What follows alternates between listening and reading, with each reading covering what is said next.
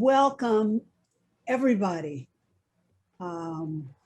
It's always, as you can imagine, it's always kind of anxiety producing to actually produce these events. And we could not do it. We wouldn't want to do it without you coming to share this with us. So we want to welcome you to this Racial Justice Collaborative program. Today we're going to be delivering findings. Jordana has done research looking for evidence of other people have created this out there, but it's hidden. And so she's been compiling evidence of the families, the companies that created their wealth from slavery. And so today she's going to bring her findings to us after these years of doing this research. And more than just the wealth that was created from slavery, she's going to show how the wealth from slavery has created our modern US economy. So we're all hearing all the time people speak of questioning whether slavery built the modern US economy. I don't think there's any question, and that today is what we're going to talk about. So just as a reminder, if you don't want to be seen in any aspect of yourself, of course you can be, because you'll want to be. This is a momentous occasion, and you're going to want to look back and see that you were here. Where was I the first time that these findings were presented? And so you'll be here in the video. We're going to, in a minute, I'm going to introduce members of the Racial Justice Collaborative in attendance. And let me tell you how this event will go today. We have a Farrell Saunders, who is our Racial Justice Collaborative historian. And so he looks back to pull together the pieces so that as we present these programs, we can see how they are the beginnings of them. And so he's put that all together in a video. So we're going to look at a video of Farrell's, the historical aspects of wealth from slavery. And then we're going to hear from Jordana Hart. Jordana, I'm going to introduce her later, but Jordana is a racial justice facilitator with the Racial Justice Collaborative. She is an attorney practicing in the United States, in Massachusetts, in Florida, and also in Canada. So she's a busy attorney. So thank you, Jordana, for all your work. Again, we're recording this, so don't forget that we're recording. And we have today a special guest of Trevor Smith. Trevor will introduce himself later. Trevor's a researcher and a reparations researcher and a communications authority.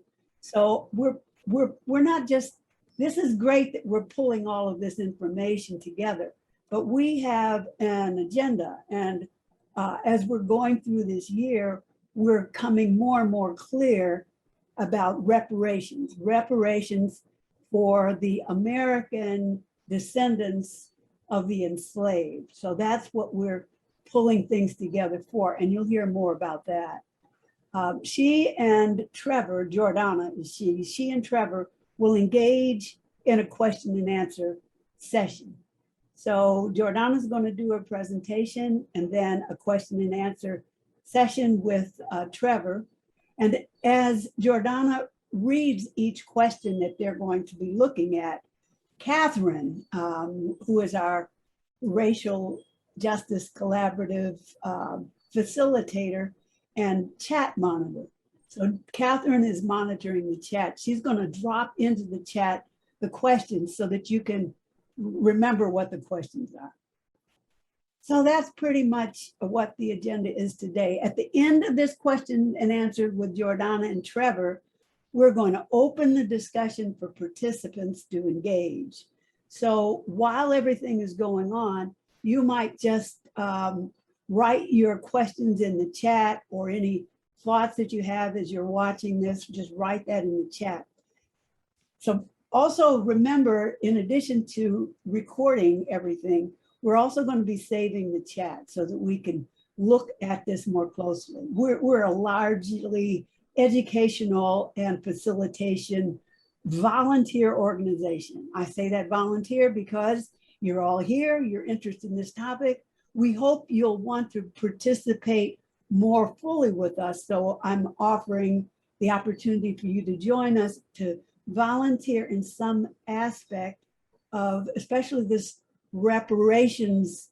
We're in a movement for reparations in this country. So we're fully involved in doing that. We hope you will join us. You have all kinds of opportunities. I'm going to drop and I've already dropped the Racial Justice Collaborative website in the chat. So if you go there, there's a place where you can send, you can communicate, you can contact us. You'll actually contact me directly and I'll respond. So before we go on any further, can I ask the members of the collaborative, you see up on the screen, we're letting you know that we do have some sponsors that we're very grateful for. We have a platinum sponsor, that is the CIRA community, but we have other sponsors. We've got the Somerville Arts Council, the Massachusetts Arts Council, the Massachusetts Cultural Council, the Wayland Cultural Council, the Wellesley Cultural Council, Natick Cultural Council, and finally the Newton Cultural Council. So there are many people that are interested in developing a dialogue around reparations. So I'm looking on the screen. I want to bring the names of the collaborative members. Catherine Saunders, she's monitoring our chat. Catherine, can you wave? There's Catherine. And then Farrell Saunders. Farrell is our historian. He's got this presentation you'll see in a minute. Farrell, can you wave? And Larry, Lawrence Aronson, longtime and now retired teacher, historian. We got a lot of historians. Lane Aryeh, he's here. He's a member of the collaborative. And you'll hear more about Lane soon.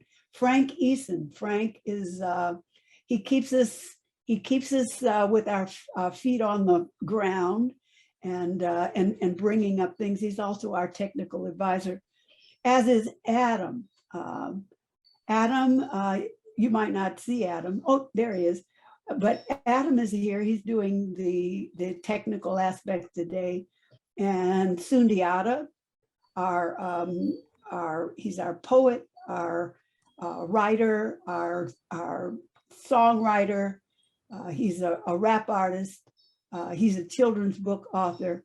So, okay, and Jordana Hart. And there may be others that I missed. Let us move right into the program. Let's everybody take a deep breath in and exhale. And anytime you are feeling any stress, remember to just take a deep breath in. So now we're going to switch to our video. And so whenever we're able, we'll start to see the video.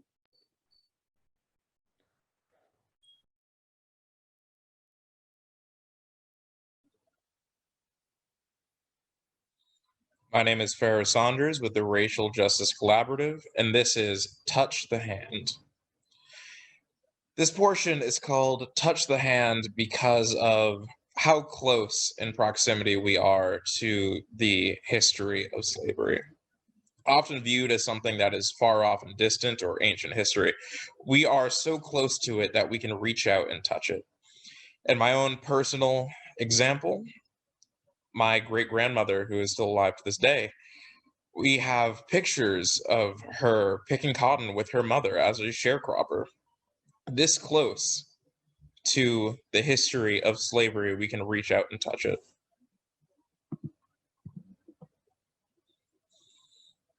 Something that's important to understand about the history of slavery is, despite its close association in terms of how it's presented, in terms of how it's written about with the history and culture of the southern states, the slave trade is of tremendous importance to the northern states as well. The actual shipping and the transportation of enslaved people, and a very important backbone of the slave trade itself, was something that was dominated by northern merchants and held an incredibly close importance to such northern cities like Providence, Rhode Island. You even have prominent institutions that are recognized and honored to this day that have direct ties to this, with the uh, Brown University, an Ivy League school in Rhode Island, very famous and prestigious, being named after a slaveholding family.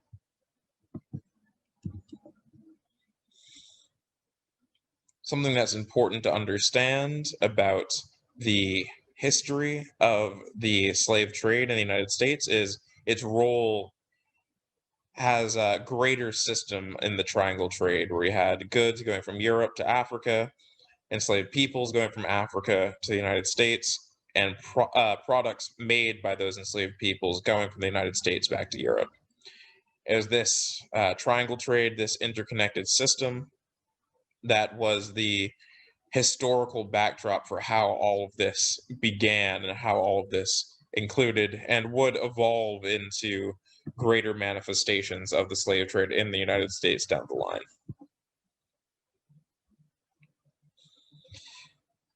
In the history of African peoples being enslaved in the United States, despite this going all the way to the pre-state history of just the 13 colonies, it exploded in value and exploded in wealth at a certain point. This point in the history of enslaved peoples in the United States would mark a vast change and ramping up of the people needed to work in terms of production of resources like cotton in order to maintain certain needs. This would mark how slavery became so much more important after this time, and why the value of the individual slave would shoot up. The reason for this, historically speaking, was the cotton gin, which was a machine that was invented that rapidly increased the amount of cotton that could be produced. It was a hand crank machine that allowed for the rapid cleaning of cotton and the sorting of seeds from the cotton fibrous material itself, which you actually use to produce finished goods. There had long since been, prior to the invention of the cotton gin, an expressed to need may even be an incorrect word, but it was a whisper that was that slavery and slave holding specifically in the southern states would eventually fizzle out and die, because slavery was not economically efficient enough to justify the practice of such a thing. However, after the invention of the cotton gin, the amount of cotton produced only a few years after was tenfold what it had been prior. And as a result of this, slavery dying out because of economic not being economically valid enough, that was nonsense. That was so far from the facts, so far from the truth. And so because of that, slavery only began to take off more. This gave rise to the phrase of King Cotton, in which the production of cotton in southern states, now amplified through the machine cotton gin, was so valuable and so economically powerful that it became king. It became the dominant force. Because of this, there was a greater necessity for enslaved peoples, and so 250,000 new enslaved people arrived in the United States between the years of 1787 and 1808. This was equal to the entire amount of slaves brought to the United States in the entirety of the colonial period before this point. all just in that short span of time because of how economically powerful slavery now was in the United States due to this machine, due to the rise of King Cotton. After 1808, individual or external slave ports and importation from Africa to the United States had become outlawed, but not the internal slave trade, which of course gave rise to continuations of so many practices, such as things that were basically slave breeding and maximizing how many enslaved peoples you could get out of the ones that you already owned or could trade for internally within the United States between individuals in the planter class. This rise, this massive boom in production in the South caused a similarly rapid and expansive boom of textiles in the North.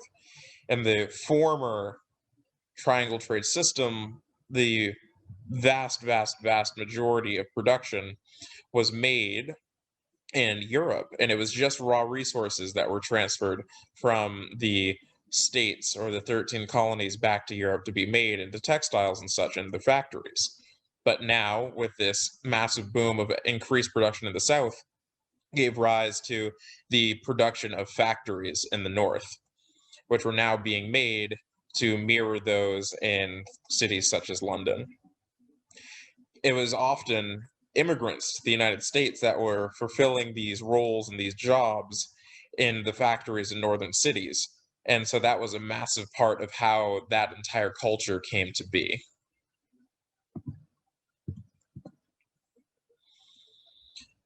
For the majority of this, we have been talking about what slavery and the cotton industry and all the economic values that this came into in both the planter class and the factories in the North, all that and what that meant to those individuals. But in terms of what this meant to the enslaved, in terms of what this meant to the individuals that were actually laboring in these fields in order to turn the wheels of this machine, it was more suffering, it was more atrocity, an entire amount equal to the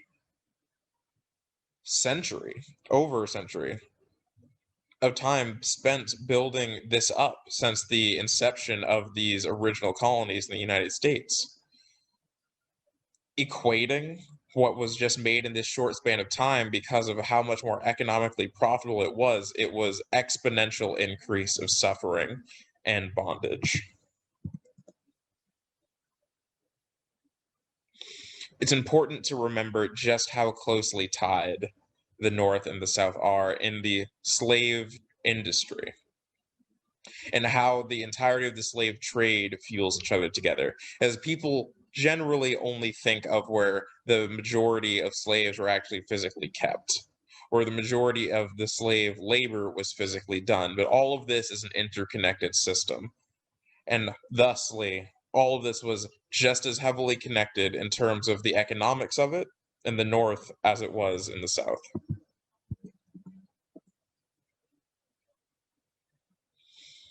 Thank you for your time. I'm Farrah Saunders of the Racial Justice Collaborative. Thank you, Farrell. As always, thank you for your work, bringing us a history. And so I want to now introduce Jordana Hart. Jordana, as I said before, is a practicing lawyer in North America, and she's a member of the Racial Justice Collaborative, a facilitator, a racial justice facilitator. So Jordana, please come. And remember, everybody, we're recording. So if you don't want to be seen, just turn off your video. So welcome, everybody. And thank you, Diane and Farrell, for always having these really grounding presentations on the history. As some of you know, Farrell creates these presentations to give context to all of the different presentations we've done, and he's done it again here. And thank you so much, and also to the team. So as Diane said, I'm a member of the team. I've known Diane and the team for a long time. I've also been doing a lot of research over many years about reparations, particularly to African descendants of slavery, or ADOS. And you can look up that acronym. There's a lot of information about that movement. I'm going to be interviewing Trevor, who's here, and thank you, Trevor, for agreeing to be here. He will introduce himself. He has a really interesting background. He does research into reparations from various angles. To me, this presentation is fundamental to everything. And in some ways, maybe we should have done it before looking at the GI Bill and redlining and everything else, because this is really the root of everything up to the moment. It's a stepping stone toward November, when we're going to do a reparations demand. And I hope all of you can come to that race retreat. More information will be given about that. I also want to take this opportunity to thank Pharaoh for talking personally about his great-grandmother. It reminds us that this discussion is not just the cold, hard facts of economics and finance, which of course are embedded in that system of the slavery, of the economics of slavery, but it's also about people. It's about the Black people who were and are being damaged today by it. It's also about the white amassing and hoarding of wealth, which continues today as part of a system, whether whites are engaged in it. And I include myself when I speak about whites who are benefiting.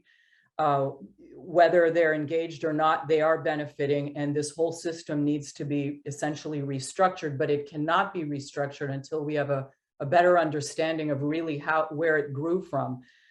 So I want to acknowledge that trauma to people and the effect of this deep cruelty over centuries, really, not stopping at emancipation, but up to this very day. And I especially want to point out that this trauma becomes deeper when particularly whites question and are sarcastic and ironic, I guess, about the legacy of slavery and calling it ancient history. So Adam, if you could put the first slide up, and I'm just going to help Adam along as I'm speaking. So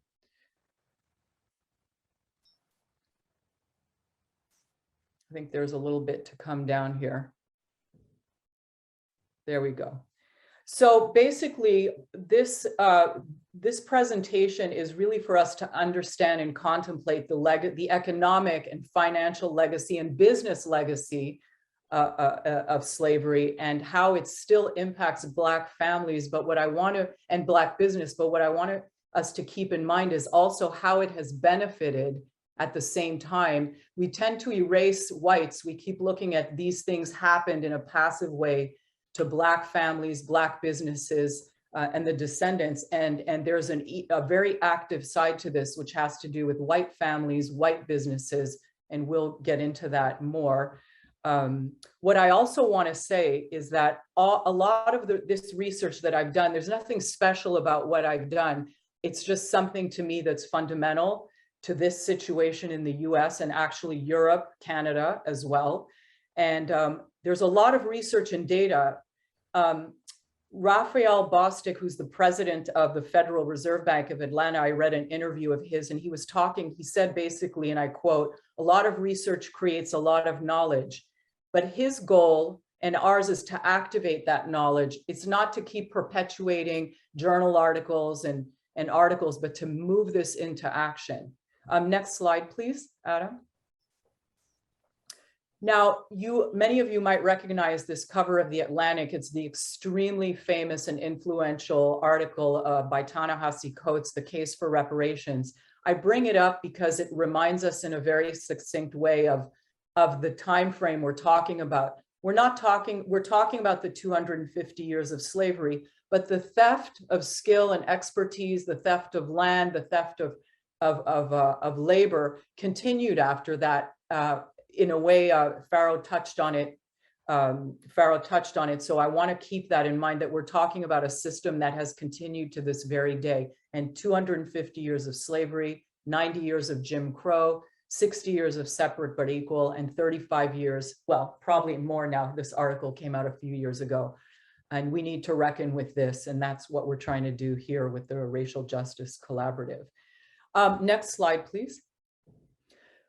we talk about generations, and Pharaoh talked about generations, and I have always like, what is a generation? We kind of throw the term around, and I kind of researched it, and generally economists and others who look at history and the through line to the present, they look at it as 25 to 30 years, which is interesting. It's the span typically, I mean, obviously that's just an average or a median, the span between the birth of a parent and her child or his child. And going back to what Pharaoh said, you think about this, you look at elders, African-American elders and white elders for that matter, born in 24, for example, and still alive today. The African-American elder could have been the grandchild of someone born into slavery in 1864, as someone they knew and they loved growing up. You know, Pharaoh knows his great-grandmother, and whatever trauma she inherited, whatever knowledge came to her about her forebears has reached into his family. And again, I put the same of the descendants of enslavers. There are whites today who are linked fairly closely to enslavers, enslaver families.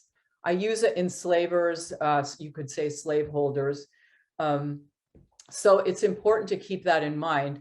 I bring up this issue of Zora Neale Hurston. A book of hers recently came out, even though it's based on her 1930s interview with a particular formerly enslaved man named Cudjoe Lewis.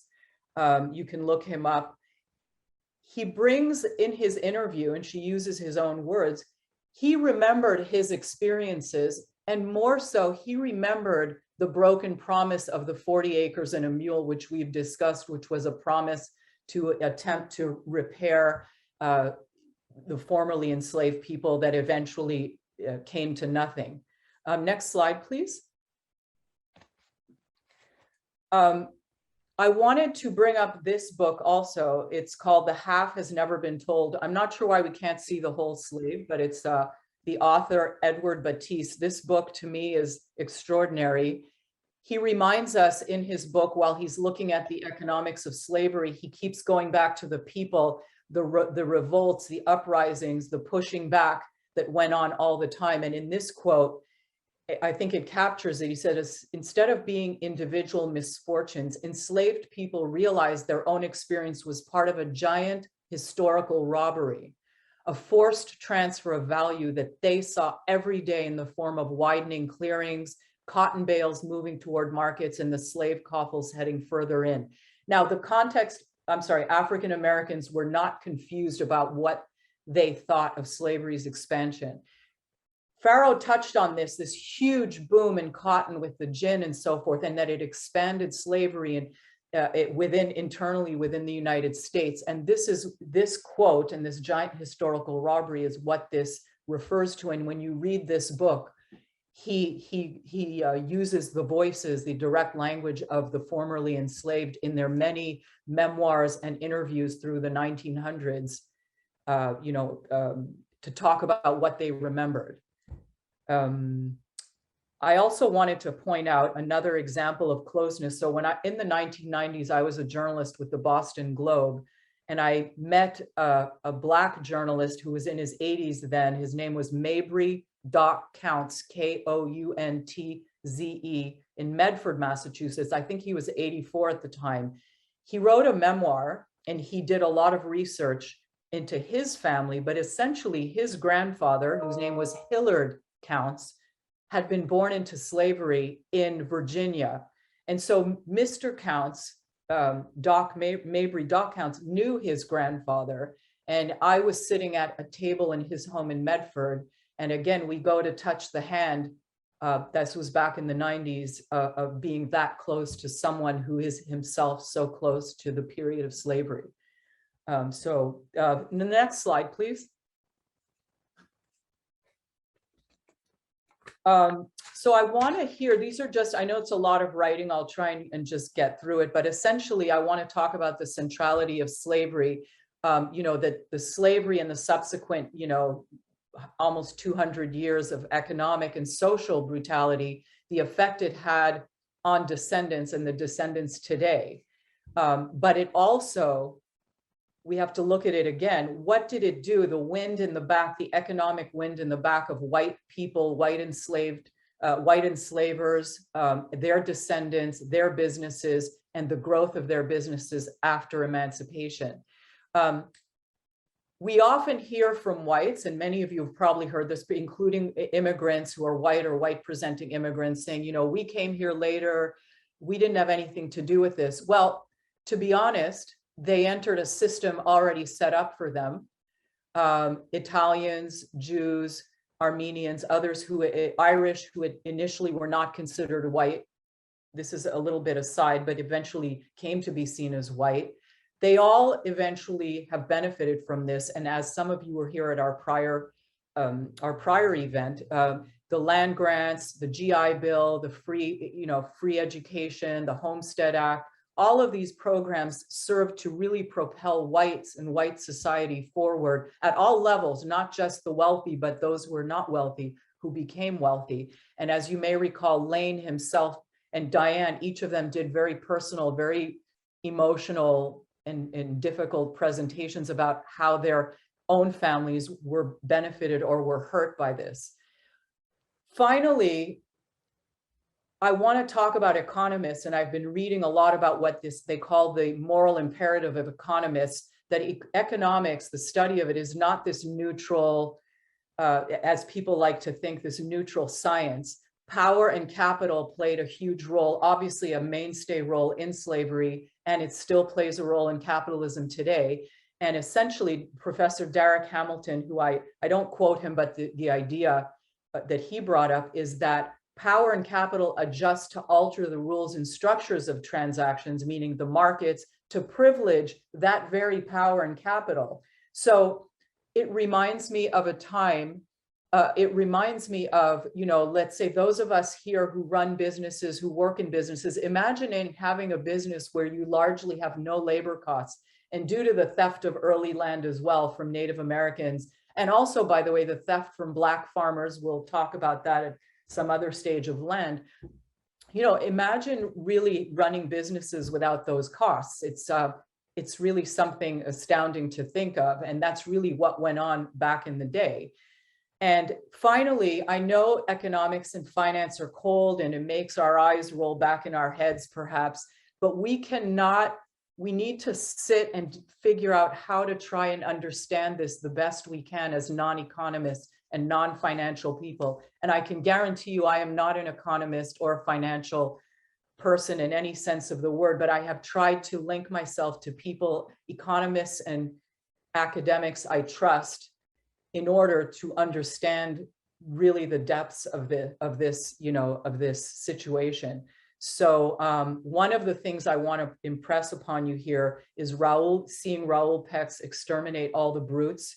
It's about slavery, but the global colonial theft of land, it's extraordinary. It's an extraordinary work, and it will help you. It will really help you understand this. Next slide, please.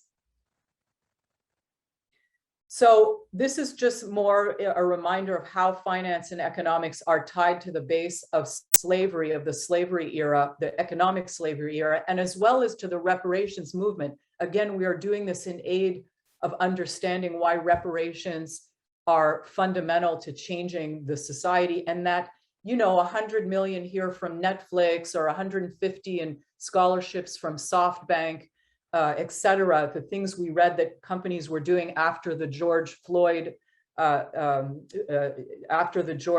murder, you know, those are choices those companies are making to move 1 or 2% of their wealth. You know, that is not reparations to me. And frankly, it doesn't totally impress me at all. We'll talk about that near the end. And I'd like all of you to think about that as well.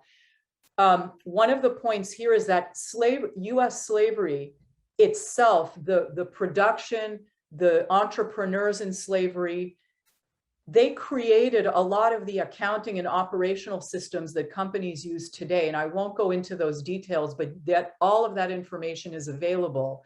And here's, for example, an annual record of a planter. You see it says the planter's annual record of his Negroes. This is in 1850, and the value of the people at the time. We need to come to terms with the importance of this to really understand the magnitude of the theft and how whites whether purposefully or not, continued to benefit fully from what was created. Next slide, please. Here we go. I mean, this is just reiterating what Farrow said. It's showing the movement of between the continents, between the US and Europe and the African West Coast. There are American corporations now, and we're going to look at a few that have their roots in the antebellum years, and that is a site of potential redress under reparations. Insurance companies sold policies, and which we will look at as well, and to underwrite the lives of enslaved people, and also underwrite the slaving voyages, where, as any of us know who've studied history, we completely know what happened on those ships. There were uprisings, there were people who jumped overboard and commit suicide. So those enslavers and owners and the owners of those ships, or the organizers, were compensated for that. Railroads used slave labor and profited from transporting cotton or rice, tobacco, etc., that was produced on plantations, what I call labor camps, or are called by other people as well. Keep in mind, the people that were being brought were kidnapped and brought from the West Coast. Many of them had amazing agricultural skills, particularly around rice and yams and so forth. And those people brought those skills to the United States, and enslavers knew very well what they were tapping into. It was not just, as people like to say, labor, although of course there was labor, but there was skill and expertise that came over. Next slide, please. I just want to quickly describe what is a predecessor company. We're going to see that word. There are companies today that were directly implicated in the slavery era, but really not that many, because many of them changed over. So when you look at an entity today, and some we'll talk about, a predecessor company is a company that no longer exists in its original form, but a company now acquired its assets. Those assets were built through the slavery economy, and therefore the company today benefits from that predecessor company. Some modern day companies are also benefiting because they came in. A lot of companies will say, well, we didn't exist, prior to 1865. Well, if they're in any of those listed categories and many others, they benefited. They opened for business, riding a boom after emancipation and into the Black Code area, where there was still basically de facto slavery, if not de jure, meaning legal. Next slide, please. We want to look at two areas today. And again, we're just touching on it. There's really no way to do justice to the depth of this, but essentially, in my view, at least in my research, I won't say it started with the California Department of Insurance. They have a slavery era insurance registry, which we're going to look at. A lot of material that we know today about the bankers, and particularly the insurers, came out of their requirement, which we'll discuss later, of companies having to disclose their slavery era ties if they want to do business in California. Now, I can guarantee you the Aetnas and the MetLifes and all the names of the big insurers that we know, the AIGs, they have to do business in California because it's a huge market. So we're going to be looking a bit at the details. And all of this is leading up again to the Q&A with Trevor to discuss these and maybe in broader strokes. Next slide, please. So here we look at New York Life, which we all know that these are almost household names, right?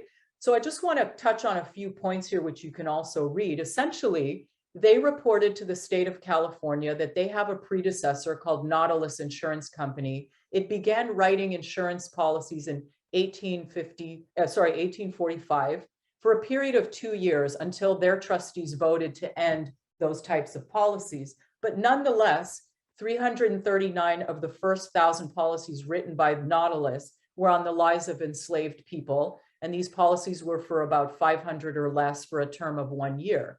And then we talk about the numbers of people and the claims that were made just on these policies. Now, keep in mind, this research and the reporting to California and again to a few other states, which we'll go into, is really just the tip of the iceberg. It's what it's what those companies were forced to do to research, to disclose to California in order to do business there. Next slide, please. Here's Charter Oak Life, which still exists. I bring up this quote. The company, this is a quote by, it's in a, I'm sorry, I didn't put the full context. It's in an article in the New York Times, which you can find online, called Slave Policies, but it's written by Matthew McGill, who was a Kentucky-based agent for a Hartford-based insurer. And this was in a pamphlet where they were trying to drum up business in 6 southern states. And he said, the company is by no means solicitous of securing a large Negro insurance business unless the owners are careful and judicial men. So he's really saying, you know, we want your business, but we're only going to do business with whatever, you know, he determined were the careful and judicial enslavers. So there's some irony and to this comment. Next slide, please.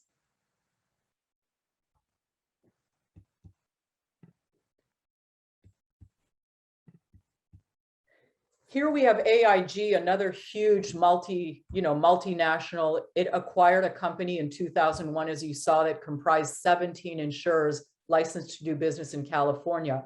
Of the 17, as reported to the slavery era registry in California, the Department of Insurance, only one of them, called United States Life Insurance Company, which was in New York, did business during the slavery era. Now, when I say only, again, keep in mind, this is the tip of the iceberg and only what they were required to report. Now, AIG did research and they located a magazine article that contained a replica of a policy of ACG, and it was on the life of a man named Charles for $550. And it's interesting when you look at the exclusion. So some of us know when we buy insurance policies, you know, we won't cover flooding, we won't cover this, we won't cover that. In this case, the exclusions were death to said slave by means of any invasion, insurrection, riot, civil commotion, or any other military or usurped power, or in case the slave shall die by his own hand, or in consequence of a duel, or by the hands of justice, this policy shall be null, void, and have no effect. So you see, when they talk about the hands of justice, what are they talking about? If this man named Charles tried to escape and was killed in a slave patrol operation to go try and get him back, he wouldn't be covered. So again, it's interesting to think about really how these all these exclusions, including the exclusions related to the uprisings of enslaved people, they were not covered in this case. Next slide, please. Here, Aetna, a very, well-known company to this day, they filed their report to California on behalf of 4 companies authorized to do business in California. One of them, they uncovered 7 policies. You can read that here. They produced a list of 16 first names of enslaved people called from those policies. Again, interestingly, and we'll look at this quickly when we actually look at the report from California, most of the names of the enslaved people were a first name. When you saw a second name, and you'll see some of these, it means that, in touching on what Farrell said, there was a huge US internal movement of enslaved people being sold from one enslaver to the next, moving as the cotton industry grew. So they end up taking the name of their first enslaver, and you might see a second name on the ledger book. Next slide, please. This is, I'm sorry you can't see it very well. This is embedded in the California Slavery Era Registry report.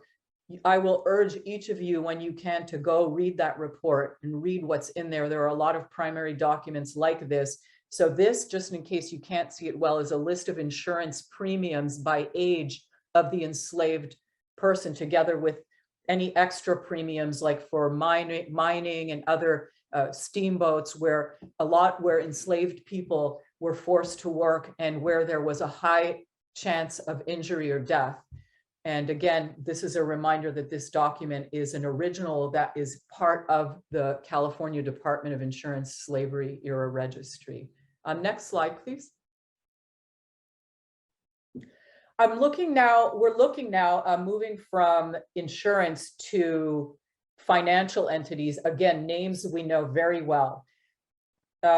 In 2005, so JP Morgan Chase was the largest bank at the time. It admitted that two of its subsidiaries, not even predecessors, but subsidiaries, meaning existing in the moment, had accepted enslaved people as collateral for loans. Now, as we know, what is collateral? It means if you have a loan and you don't pay up, you have a house and you don't pay your mortgage, eventually the bank takes it back. Well, enslaved people were put up as collateral. Now, if plantation owners defaulted, they took the enslaved people. So what does that mean in reality? When you read the book by Edward Baptiste and other memoirs of the lives of enslaved people, they were moved around like pawns in this. Again, families were torn apart because of this. This, when you read it, sounds cold and calculating and economics, but basically this is what happened to people. They were taken by the bank. Who knows what happened to them, where they were sent, and so forth. An interesting note, please, the source here. So there's this article, but also in New York City, there's something called the Inside Out Tours, and they run a New York City slavery and Underground Railroad tour that really links Wall Street to slavery in a way that probably many people don't know. And out of that, I also was able to confirm that New York City probably received 40% of all the US cotton revenue through money from its financial institutions, shipping, and insurance companies. And again, it goes back to Pharaoh's point that no one in the North can just look at the South and poo-poo them as backward, former enslavers. The whole of the North is completely engaged, or was completely engaged, and today I would argue is still engaged because they grew from this. Wells Fargo, Citibank, Bank of America, all the banks we're with, they are all well-known US firms that benefited from the slave trade. Again, those are things that you can research and find yourself. Next slide, please. Here is another one that essentially, this one I find so interesting. So the Daily Journal of Commerce, which happens to be in Oregon, in 2002, a shareholder in Fleet Boston Financial sent in a complaint about this very large lawsuit, a series of lawsuits that were going on seeking damages for the descendants of African-American enslaved people from Fleet Boston and other institutions. The response was from Edward Fagan in Livingston, and Edward Fagan was the attorney filing the suits. I'm sorry, I can't see the entire thing here, but basically, this was the response to that complaining shareholder. They say that this is an example of legal system run amok, meaning these slavery reparations cases. Fleet Boston, its officers, directors, and shareholders and depositors wouldn't know a slave if one bit them on the nose. This is in quotes from, I believe it's lower down in the, why can't we see it? Hold on a second, because let me find it, because I'd like you guys to be able to research this. 1 second, please. Yes, so the lawyer, or the response, was that this is an example of the legal system run amok. However, according to the suit, Fleet Boston was a successor to Providence Bank, and Providence Bank, founded by slave trader John Brown, allegedly, he says. So in other words, he doesn't believe the facts. There are documents that they lent money to John Brown to enable him to finance his slave business, which had to do with shipping and many other things. So he uses the word alleged. Then he continues the response to this complaining shareholder, quote, Fagan intends to file close to 100 additional lawsuits against large US corporations for damages in excess of trillions of dollars, which is true. That is what happened. The cases were lost, and you can review them. But here's his aside. I wonder if Fagan will sue Egypt for enslaving the Hebrews and forcing them to build pyramids. So I go back to my initial comment, which is there's this sense of poo-pooing without understanding the depths of this. And I think that poo-pooing the role of slavery in building all this up, and I think that comment that sarcasm goes to that point. Next slide, please. Here's Chase Manhattan again. Chase Manhattan, it has two predecessors, the Merchants Bank of New York, the Leather Manufacturers Bank of New York. They were listed as the exclusive bankers. I remember the time period, 1852, a 2.5 million venture in writing enslaved slave insurance, life insurance policies on the enslaved. So here we have banking and insurance together. They invested, as we say here, in this company out of London that wrote policies on the lives of enslaved people in DC, Virginia, and North Carolina. You see how specific the details are. And we name here some by name, some very well-known and the wealthiest individuals who are on the board of directors of this venture. I want you to note the source here. The testimony is attorney Deidre Farmer Pellman. She went to law school to do slavery reparations class action lawsuits, and she was a lead plaintiff in this case in 2004. There's a lot of information about her. She has a reparations organization. I tried to get her to join us. She was unavailable, but you can find lots of information about her and everything she's done. Please go to the next slide. Now, in Raoul Peck's Exterminate All the Brutes, he talks about a Haitian anthropologist, Michel Rolph Trouillot. He wrote a book called Silencing the Past, Power and the Production of History.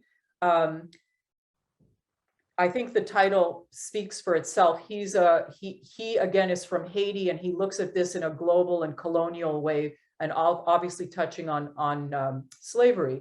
He said the ultimate mark of power may be its invisibility, and the ultimate challenge is exposing the roots.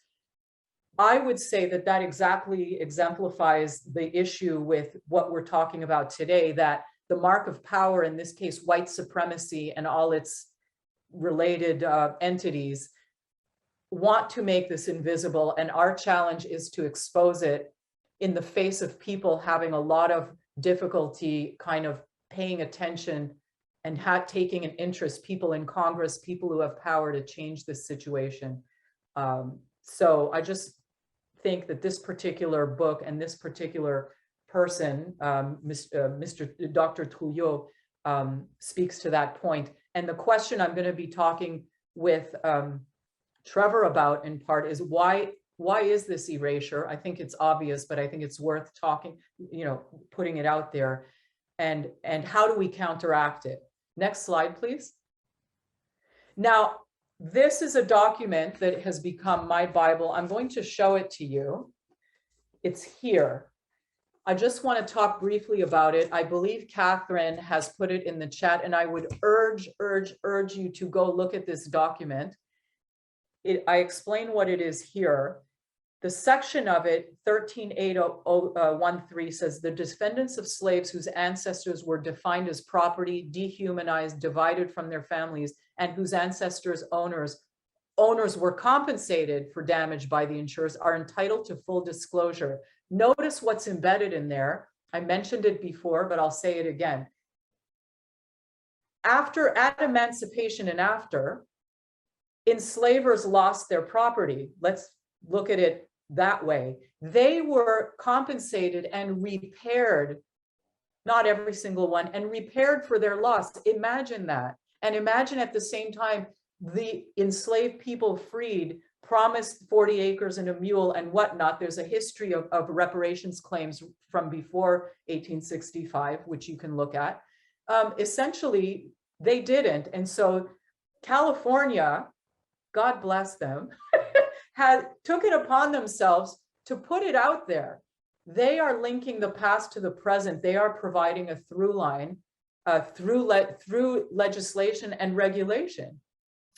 What I want to point out here, when you go to look at this document, it has a full report, but it also lists all of the individual policies by number when possible.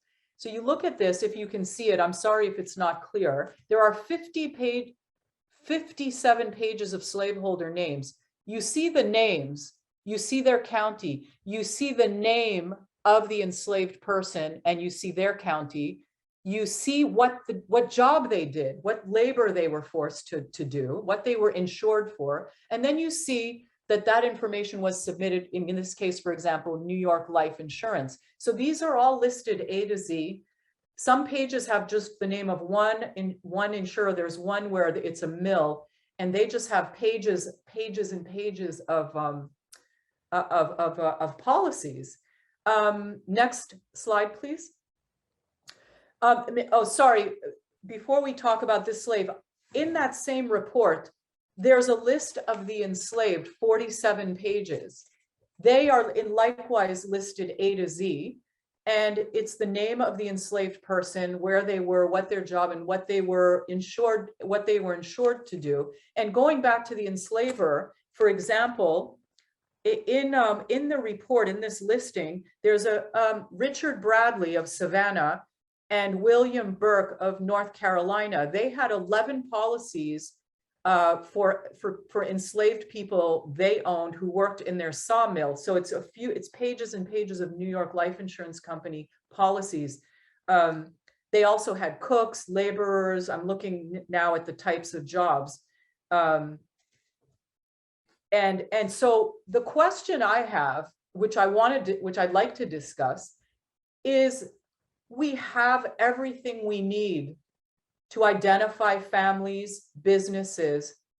And when you read about reparations, particularly William Darity, Professor William Darity, an economist who's considered the father of reparations, of the reparations movement now, along with other very fundamental organizations, you know, he talks about, yes, federal government, local government, they need to pay up.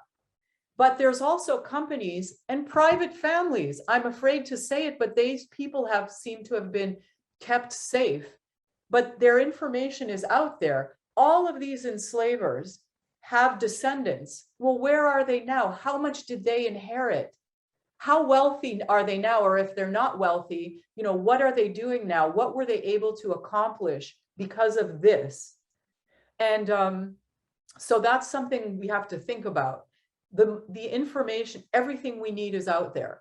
We need to figure out how to have Congress or the courts have failed so far, move this along and get reparations for the descendants of these enslaved people who are in this one report. Imagine what else is out there. Let's continue to, I think, the second to last slave, and then we'll launch into our Q&A.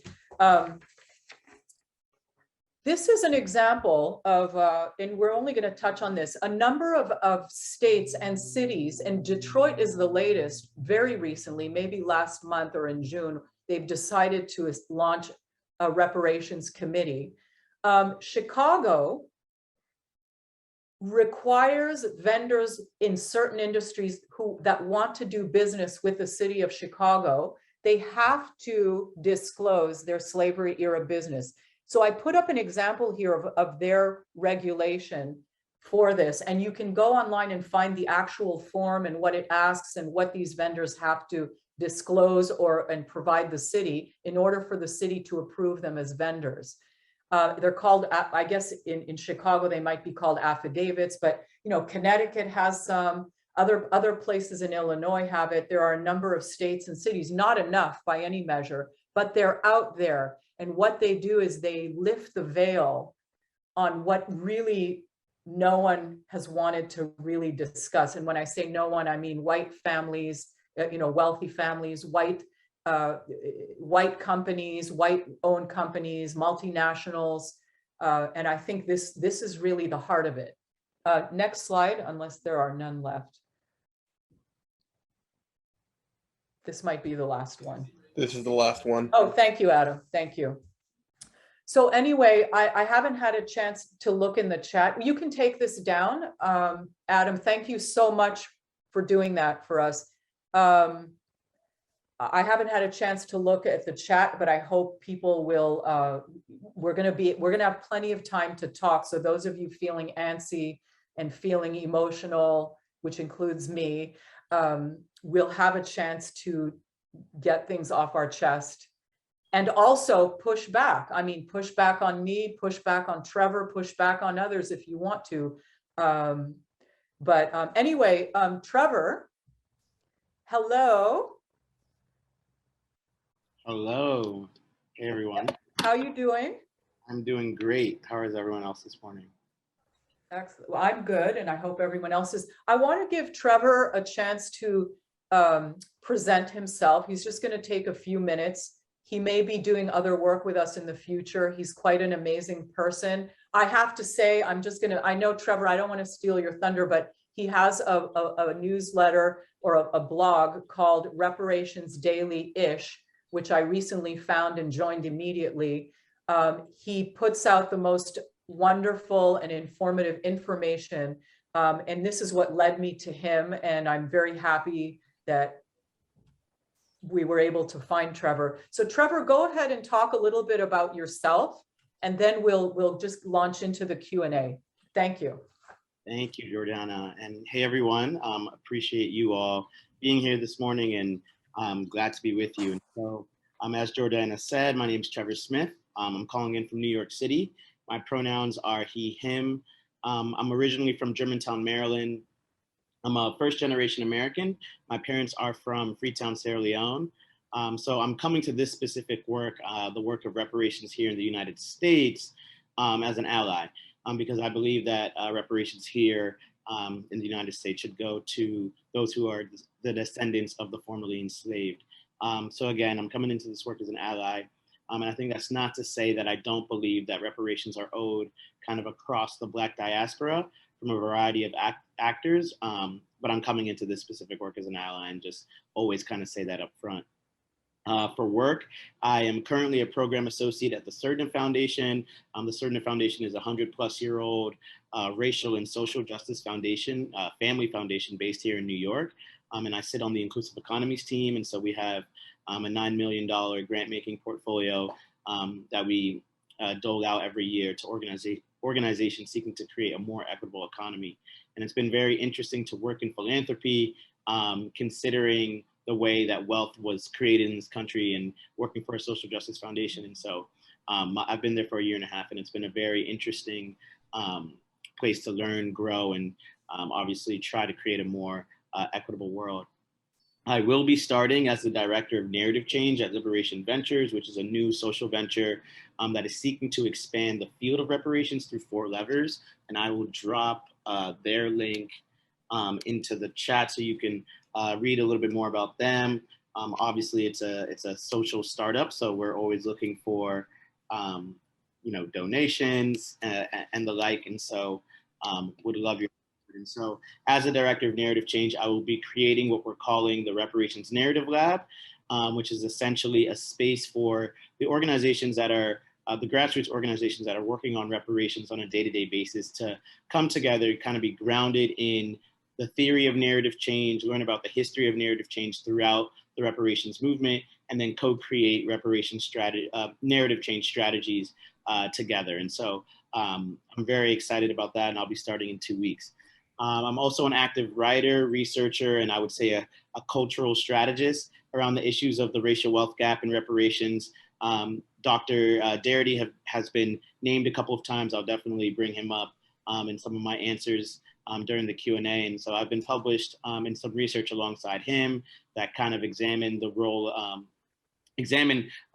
how much, examining the cost of what a reparations plan could look like here in the United States. And so I'll drop that into the chat in a second as well. And then I've also been published in some outlets such as the American Prospect, USA Today, and Business Insider. And so I'll likely touch on those articles throughout the Q&A, and so I'll drop them into the chat as well. And so I just really appreciate you all having me today, and I'm looking forward to our conversation. So thanks, Trevor, and we're very grateful to have you and to have your time. Just to tell everyone, after Trevor and I are done with our chat, we will have time to talk. And I also want to remind people, as we've done with other events, and Trevor, you're welcome to leave right at the end or stay. We have a kind of an after party where whoever wants to stay can stay, and we kind of have a free-flowing back and forth. I intend to stay. And we usually, some of the best stuff often comes out there. So I just wanted to remind people that if you can stay a little bit, you might enjoy that. So Trevor, I want to touch on some points from Pharaoh's presentation and from mine. And I also, and I want it to be somewhat free flowing, but I want to give context to the question. So I want to go back to Dr. Trujillo, his comment from his book that history is the fruit of power and the ultimate mark of power may be its invisibility, and the challenge is to expose the roots. So this idea of separating the slavery era from today, or trying to erase its role in slavery, building contemporary US wealth, to me is an example of power dictating history. The power structure today wants to just set it aside. It's old. Let's not worry about it. Oh, by the way, I just want to remind people, Catherine is dropping each question in the chat. So if you want to read it to remind yourself, please do. And thanks, Catherine, for that. So my question to you is, which might seem obvious, but again, we should bring it into the light and the air, is why is this erasure or diminishing of the role of the slavery economy? Why has it happened, and how do we counteract it? I know it's a big question, but if you can just touch on your thoughts. Yeah. So I think, you started to get into it a little bit. Those who hold power, realize the importance of whitewashing history. And so I think this question really touches on what's going on right now with this kind of anti-critical race theory moment that we're seeing across the country. You have 5 states that have signed anti-critical race theory legislation into law, and I think at least a dozen others that have proposed similar bills. And so only a handful of these bills, I think, actually mention critical race theory by name in the legislation. And so I think it's a perfect example of why it's a Trojan horse. Most of the bills actually condemn and sometimes penalize the teaching of history, the teaching of facts as it pertains to race and its impact on today's society. Some states have particularly targeted New York Times and Nicole Hannah-Jones is the 1619 Project. I read an article last week about a teacher in the South who, I want to say Georgia, who lost his job because he introduced his students to Ta-Nehisi Coates' The Case on Reparations. And so I think the answer to this question is, the folks who are in power are really trying to make sure that things like Ta-Nehisi Coates' The Case for Reparations and Nicole Hannah-Jones' 1619 Project, which distill history in, I think, a very digestible way and change the common narrative that we're taught in school around slavery, race, Reconstruction, and white supremacy. And white supremacy is a term that I wasn't really introduced to in a school setting. I'm sure a lot of us on this call weren't introduced to in a school setting. And so folks are really trying to make sure that pieces like that aren't in the classroom because they speak truth to power. And so I think that phrase speak truth to power originated from the Quakers, and it was a call to the United States to stand firmly against all forms of fascism. And so today, speaking truth to power can look like a lot of things, but most notably in the kind of bucket on race and racism, it's really naming that this country was built on stolen indigenous land by stolen African labor. And so that sentence is a fact, that sentence is a truth, but yet it makes people uncomfortable.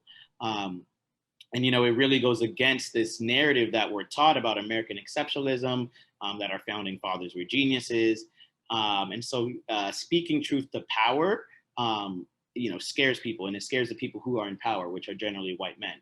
And so I think that's, the reason why they do it is because they know that speaking truth to power will actually bring to light the things that will empower people to create change. And how do we counteract it? That's what I hope to kind of do in my new role at Liberation Ventures as the Director of Narrative Change, kind of push back against these dominant narratives around American exceptionalism, around this idea of the American dream, and actually create new narratives that actually tell the truth about the United States. And I feel like if we can do that, then we can build power to pass policy.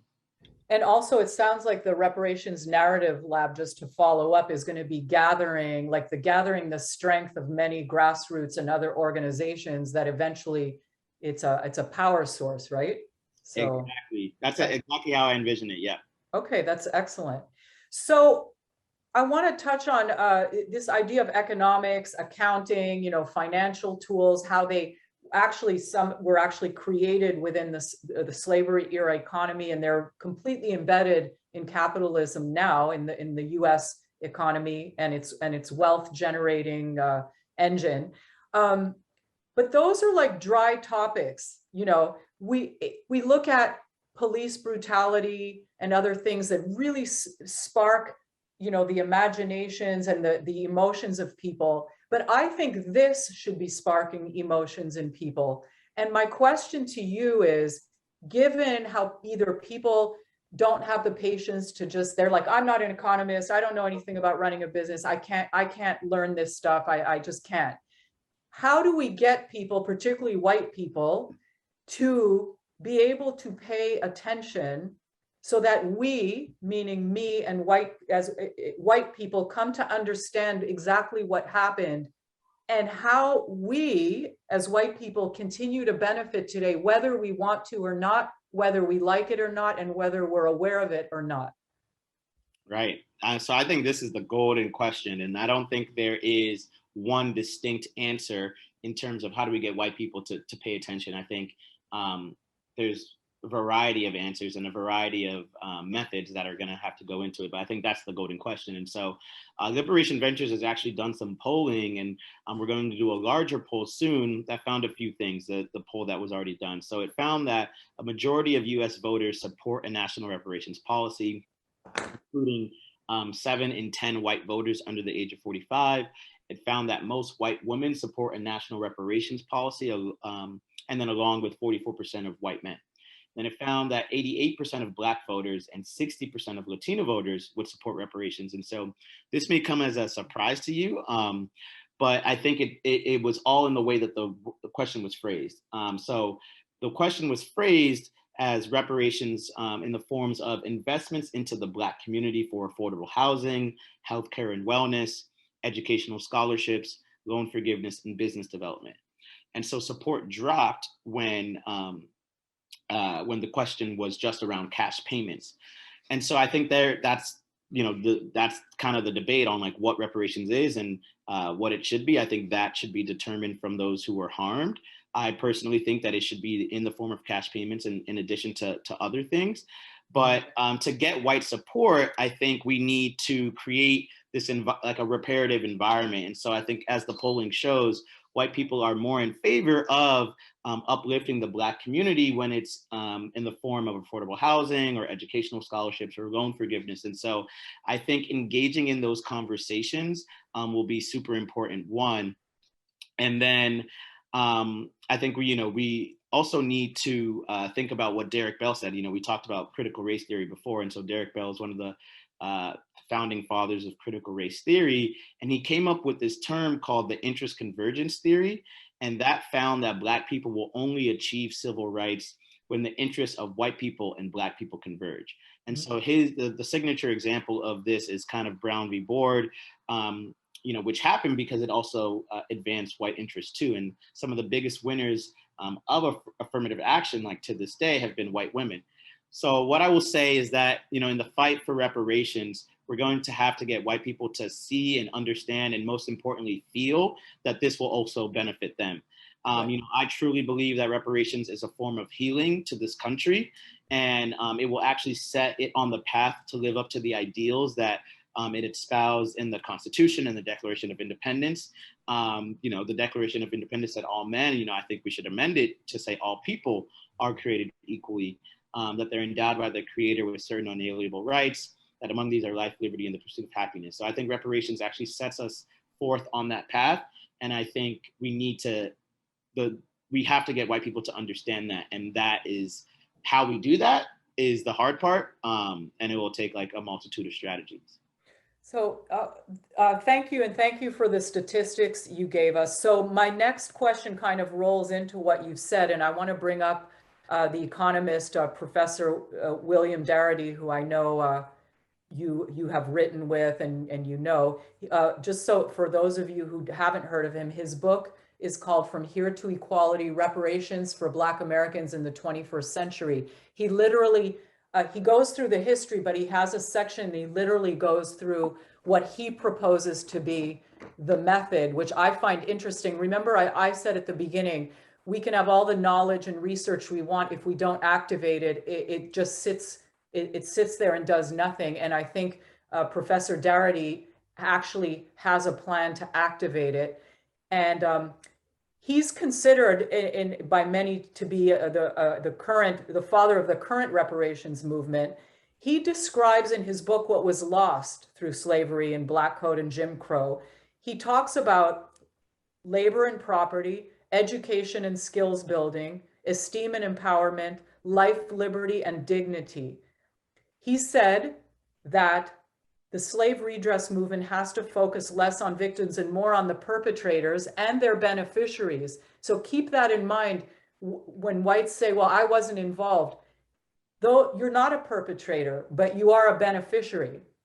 And so he's saying we have to shift the focus there. So my question to you, Trevor, is when whites, and you've heard the argument say, I had nothing to do with slavery. You know, I'm not a rich person. I'm an immigrant who arrived whenever, well after slavery. Like, why should I be punished? We hear that language that a lot of white people see reparations as a punishment to them for something they say they're not involved in, and that they even say they don't benefit from it. So I was wondering what you think about that. Yeah, and so I just dropped into the chat volume 31 of Reparations Daily-ish, which was a Q&A with Dr. Darity. I've been connected to him for a couple of years. I would consider him a mentor of mine. Very, very nice guy. I just reached out to him over Twitter, and we had our first conversation. And since then, he's brought me onto projects. And so I really appreciate his thoughts on this work. And a lot of what I say really does come from him. And so I'll respond in the way that I think Dr. Darity would respond, which is that the racial wealth gap is the cumulative and most telling effect of centuries of past racist policies and structural racism. And so white people hold 10 times the amount of wealth than Black people do. And we've seen throughout the pandemic how important wealth is when you might lose a job or you might have healthcare bills that just stack up. Having generational wealth is there to serve as a cushion. I've personally, I've seen folks, I go to the same high school, we study the same thing, and I come out of university and grad school with tons of debt, and they come out, in the green. Their parents, they got to live at home while they went to school. Their parents paid for their education, and so they come out in the green, even though we were on very similar tracks. We went to the same high school, we studied the same, we had the same major, but then coming out of college, we're in very different positions. And so the racial wealth gap, I think, is the cumulative effect of centuries of past racist policy. And so I think the argument that, it's not my fault, or it wasn't, it's not my ancestors, I think it's most likely to come from white people who come from kind of lower socioeconomic classes, because it's hard for them to see the effects of structural racism maybe in their everyday lives. Because when they look at their bank accounts or when they look at their salaries, they don't feel as if they have benefited from previous racist legislation, or they don't feel as if they benefit from their white skin. And I guess I can understand that, but it's, not really the truth. Yes, there are white people who are out there who may not have accumulated wealth directly because of slavery, but white people are in a better position to attain wealth because we live in a society that's dominated by white supremacy. So studies have found that Black applicants are half as likely to receive a callback or a job offer as equally qualified white applicants. Black men with no criminal record fared no better in the labor market than white men who were just released from prison. Wow. A survey of employers found that the reasons that they cited for not hiring Black men were lack of work ethics, self-presentation, a threatening or criminal demeanor.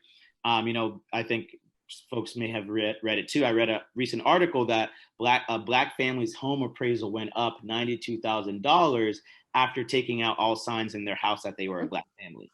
And so the perception of black people really impacts them in their daily lives in a way that white people in their skin doesn't impact them negatively in their daily lives. Right. So the implicit bias that is still there within society impacts black people. And so, your ancestors may not have ever owned black people, or you may have immigrated here, but that debt is owed from the American government from instituting past racist policies and creating this atmosphere of anti-blackness that still affects black people today. Right. What's really curious and what's really funny to me is that no one really complains about how their tax dollars are used in other kind of frivolous ways. Our tax dollars go to Trump's Space Force. There's an actual Space Force. Our tax dollars, I was looking into this before the call, our tax dollars go to Ivy League colleges. Despite the fact that they have billions of dollars in their endowments, between 2017 and 2019, the 8 Ivy Leagues received $9.8 billion in federal grants. So no one complains about these things, but when it comes to giving Black people agency, when it comes to righting a wrong, then it's wasteful spending. Oh, don't use my tax dollars in that way. Oh, don't use my money in that way. It's not my fault. But the government uses our money in all sorts of ways that I may not necessarily agree with, but that's what is part of being in a democracy. And then I should add that, no one also says anything about reparations that were given to Japanese people, after they were sent to internment camps. And so there's this large layer of anti-Blackness that comes up when talking about reparations for Black people. And so I think that that's another layer that we have to deconstruct as we talk to white people about why reparations are needed. Right. Thank you for that. I also just wanted to add to what you were saying. You talked about the wealth gap has really appeared, in an exorbitant way during the pandemic. So, for example, the Washington Post on May 25th, 2020 reported that the number of working Black business owners fell 40%, far more than any other group. And the second thing I want to point out, because I'm very incensed with banks, is June 4th, 2020, US banks took 11.7 billion in overdraft fees in 2019. Now, what does that mean? This is while banks are giving away 150 million in scholarships. They collected 9% of account holders with $350 or less in a balance paid 84% of those fees to banks. And of course, when you look deeply into the statistics, and according to this newspaper article in the New York Times, the people most affected are clearly poorer people of all races, but lots of people who are Black and Latinx. So they paid banks, and the banks closed their accounts and then continued to still build up their deficit of these $35, overdraft fees. So I don't know about you, but all of this, post George Floyd, we're going to do this and that. That's the next thing I'm going to look into. But I don't think, and like you said, Trevor, it is the people affected who should be able to dictate how they want to receive their reparations. And again, I would suggest that 150 million here, 100 million here,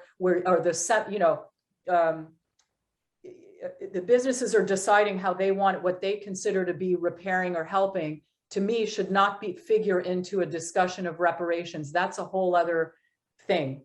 So, I just wanted to add that to what you said. I also wanted to ask your opinion. In my presentation, I talked about Chicago and California and these disclosure requirements. They got press at the time, and I think there needs to be more of them. Detroit is going to start a reparations committee from what I've been reading. How influential are those, though? Because we are talking about state and city governments putting it all out there now and requiring people who want to do business with them to disclose. And I was wondering what your thoughts are on that. Yeah. And so I just dropped into the chat, a Q&A that I did with Dr. Andre Perry of the Brookings Institute, where we kind of talk about this. So if folks kind of want to dig into that a little bit more, we talk about it there, this idea of local reparations. And so Dr. Darity is actually very against local reparations. He's very adamant that reparations should come from the federal government. He often says that the total amount of state budgets combined, isn't enough to close the racial wealth gap, with our calculations. And so I'm looking for another article that we wrote where we calculated it in a report, but then I kind of distilled it down into an op-ed in Business Insider where we give various figures into how much reparations are owed. And so the figure that I like to use is the $12 trillion figure, and that really is calculated based off of what 40 acres and a mule would be today. And so that would give each descendant of the enslaved $254,000. So the idea of local reparations, I go back and forth. I think local efforts are needed. I think we need to create like a reparative economy, a reparative society. But I kind of would lean toward Dr. Darity in terms of reparations should come from the federal government, or it should be led by the federal government. But I can't really fault private institutions for looking back into their history and being open about it. We've seen universities like Georgetown identify the descendants of people who the university sold to keep it alive, and then they offered free enrollment and free tuition to the descendants of those who they sold. We've seen churches acknowledge the role of slavery in their congregations. We've seen cities like Evanston, Illinois, kind of do what I would call maybe like a housing reparations. They're kind of calling to part their role in redlining, and they're giving funds to Black people in Evanston, but it can only be used for a down payment on a house. And so I think these local efforts are needed to create the groundswell so that we can, eventually see something happen at the federal level. I think with other kind of large policy changes, that's what generally happens. It kind of grows from the bottom and then eventually reaches Washington, D.C., where we see federal legislation. And so that's why I'm really adamant about culture change. I think we need public-private and philanthropic support to change how people view reparations so that reparative efforts can be made across the country. But we do need to be really clear on what we mean by reparations.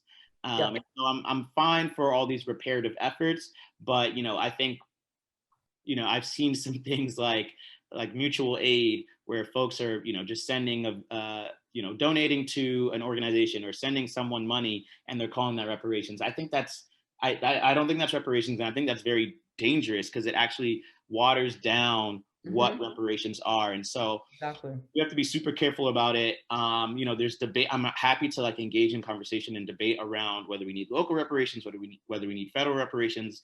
Is local reparations such a thing? Where I stand is that I think most of the things that we're seeing happening on the local, state, and personal level are reparative, and that reparations itself should probably come from the federal government. And so I wanted to add something. The word reparations kind of bothers me. It has repair in it. And when you repair something, it means it was once whole and it broke. This was never whole. It's always been broken. And I don't know. I just wanted to put that out there to make, that word reparations, even that word doesn't really work for me based on what I said. I wanted to point out, you gave examples, Brown University and so forth. Again, they are choosing the way they want to repair, which I think is wrong. If you guys look up the Virginia Theological Seminary in Northern Virginia, it's a very interesting case because they actually did approach the descendants of the people that they sold, and they asked, what do you want?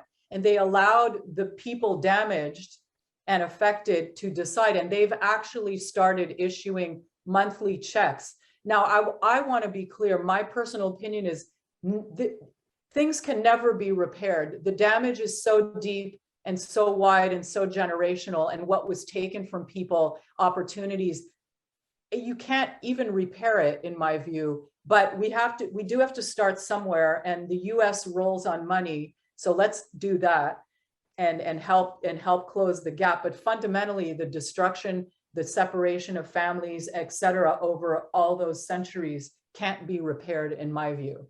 So I had one more question for you, which is part of your research as well. And it relates to Professor Darity saying that reparations can't succeed until the animosity of whites, quote, is not only reduced, but converted to support. Mm-hmm. And then I also wanted to link to that the role of truth and memory. Mm-hmm. So I wondered what you think of what he said. He's essentially saying if we can't get whites on board, this isn't going to happen. Right. And also, where does truth and memory come in, which is also a big push of Diane in our group, and talking about things and giving air to them so that we can move on into action. Right. Yeah. And so this is what I hope to kind of dive into a little bit more in my new role as the Director of Narrative Change at Liberation Ventures, where I'll be starting in a couple of weeks. And so, I fully agree that this can't happen without white people. I think the way I think about narrative change and kind of getting people on board is that you have your choir, which is essentially folks who have joined us here today, who are probably in agreement. I'm assuming everyone here is likely in agreement that reparations are owed to Black people. So that's the choir, right? The folks who, agree with us already.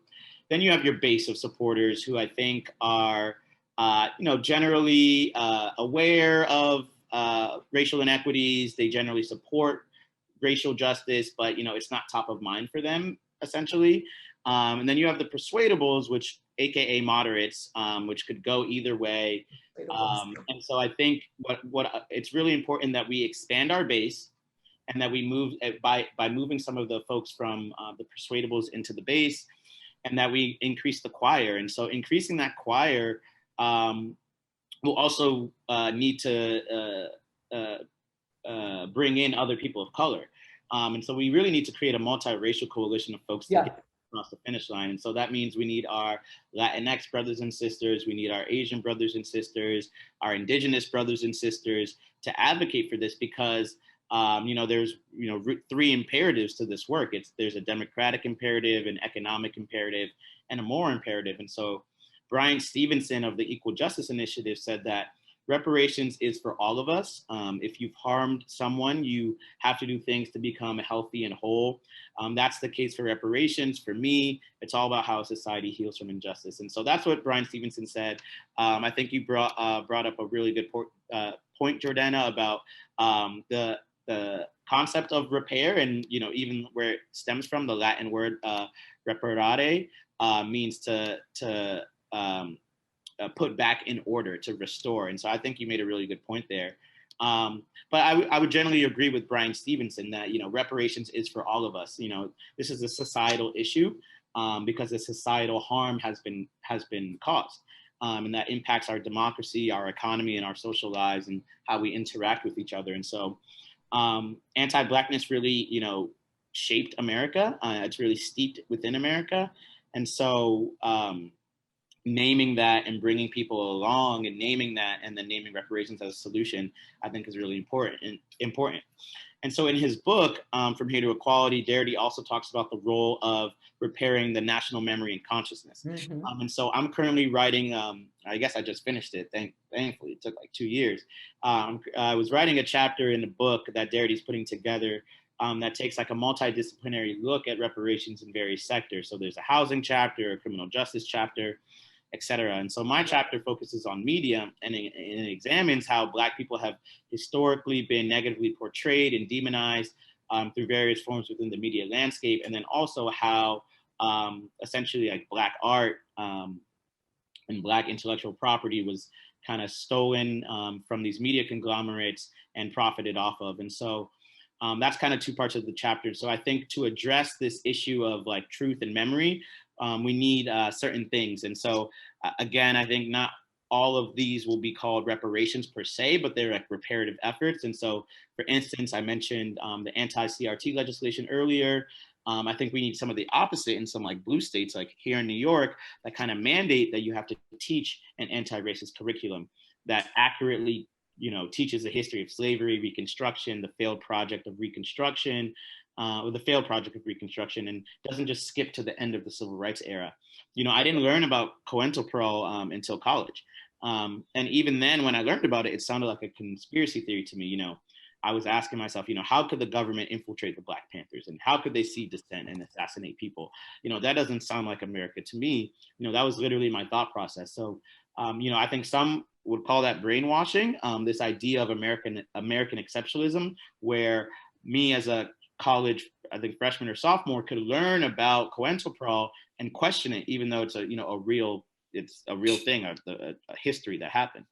So that's one way. I think we obviously we need to get rid of all of the monuments commemorating Confederate Army officials and schools that commemorate them, and bridges like General E. Lee, and replace them with Black movement figures. So, not just Martin Luther King, but other leaders such as Queen Mother Audley Moore. She's kind of, I would say, the starter of the modern reparations movement. Audre Lorde, W.E. Du Bois, Searching the Truth, Harriet Tubman, and others. And so I think we need to tear down those monuments and replace them with Black movement figures. Hey, Trevor, when is that book coming out? The one with Darity? So it's going through edits now. It should go to probably like this time next year. Excellent, excellent. Yeah. So Trevor, I want to open it up now to the group. Diane, we have about 20 minutes, I think. And Trevor, thank you so much. Yes. It was a real pleasure. And I hope you're going to continue to do work with us. I just wanted to say that. Yeah, we hope you will, Trevor. We're going to call on you right away. So thank you. And there have been some really good topics and questions brought up in the chat. And so now we're opening this up to everybody. And Alan Gutman, if you can turn your microphone on, because we're going to encourage everybody to participate, but he put some really good points in about reparations and about how we do these all the time, but for some reason the anti-Blackness in white supremacy, and he also said we should talk white supremacy, and some other people said that. So Alan, let me just ask you to talk about that. Yeah, and thanks. And first, I've been saying this for the last 18 months. I hope all of you and your families are all well. That's first things first. And just like Jordana said, I've got to, own also that I've benefited from the white supremacy, for my whole life, and still working on my stuff. But that said, I think, people in this country have no problem always looking to Europe and saying, oh, that's a great thing they're doing. That's a great thing they're doing. But yet to apply it here, it seems like, well, no, that's not for us. So the models around reparations that have been provided to victims of the Holocaust, and also the laws that they have, not just in Germany, but in France and some other countries, the equivalent of like displaying a, stars and bars flag, Confederate flag, battle flag on a lawn. If you did that in Europe, if you displayed the Nazi flag, you're going to be arrested and either fined or put in jail. So it seems like, people might look at that and say, yeah, that's the right model over there, but have trouble applying it here.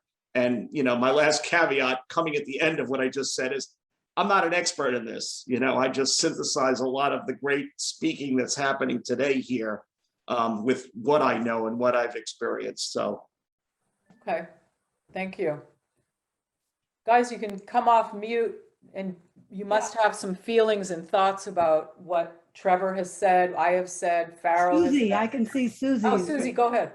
Hi, I just wanted to add to what Alan's been talking about, Nazi reparations. that's very true. But in the UK, I'm a British person. I'm white. We were, of course, directly involved in the Atlantic slave trade. I mean, we were the architects of it. We were right in there at the beginning, and we were responsible for shipping, for stealing and kidnapping Black African people and taking them to America. We are nowhere near having discussions about reparations. We are denying that we need to make reparations in this country.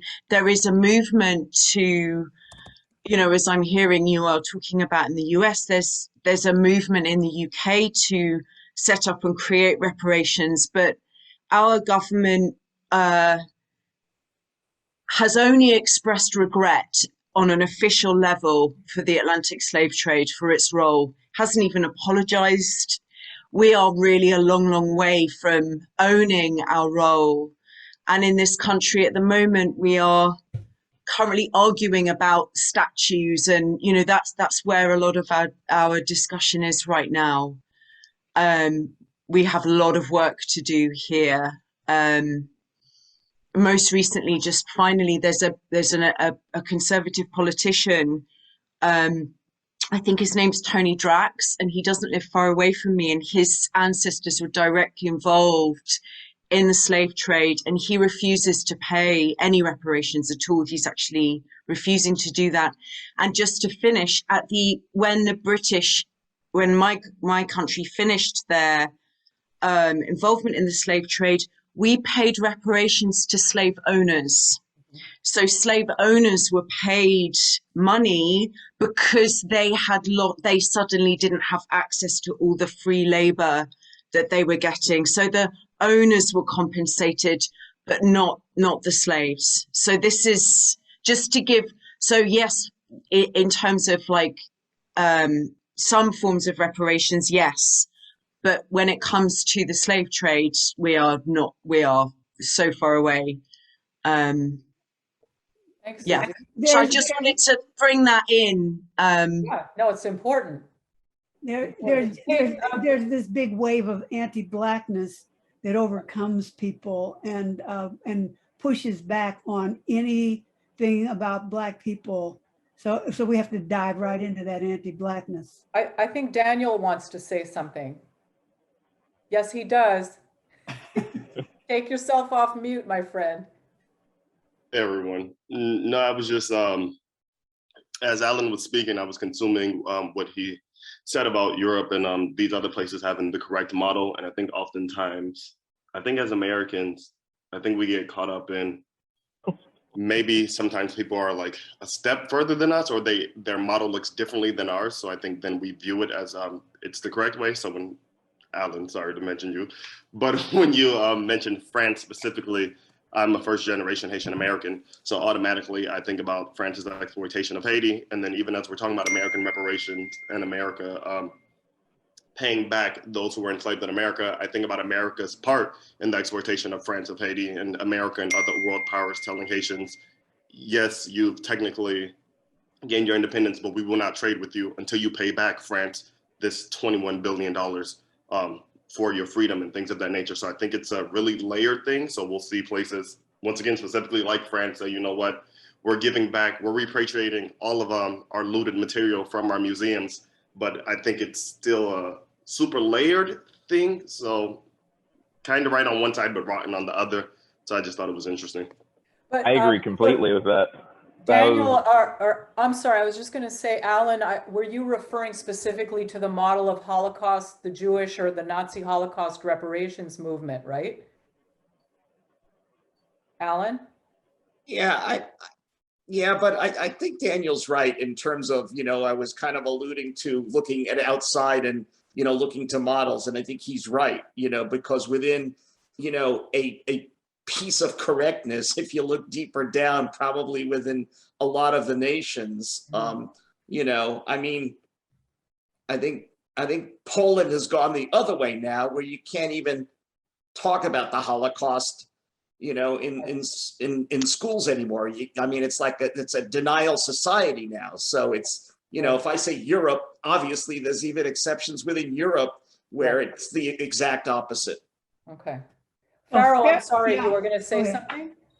Yeah, no, I was just saying I agree completely with what Daniel and Susie were saying about the sort of European response and that, in the regard to the triangle trade though, specifically, because in that it seems very uniform. You know, the UK, France, as was just mentioned, and I think like the most in terms of numbers or benefit to it, like probably the European nation that benefited most and engaged most severely with the triangle trade would be Portugal, maybe Spain, and neither is exact same story. There's no difference.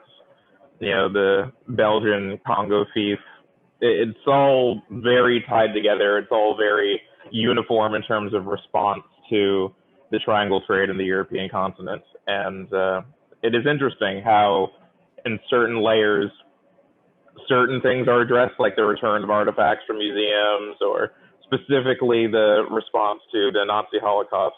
But yes, not in this regard. Yeah. Sundiata? Peace.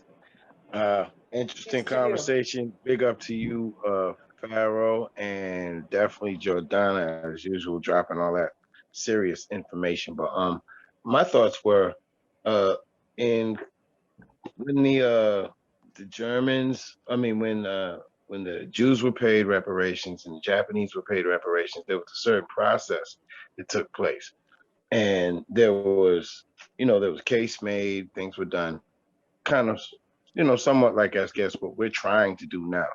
The difference, I think, in those, to me, and everybody may not agree, is in the assessment of what is owed and how.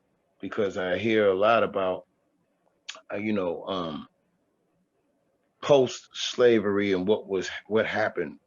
If I've as a storyteller, I would put it like this: if you owned if let's say you had a house and your whole family lived on your compound, and an army came to your compound, killed you, killed the family, took over, and then the children who were still alive, who were still around, that's their compound.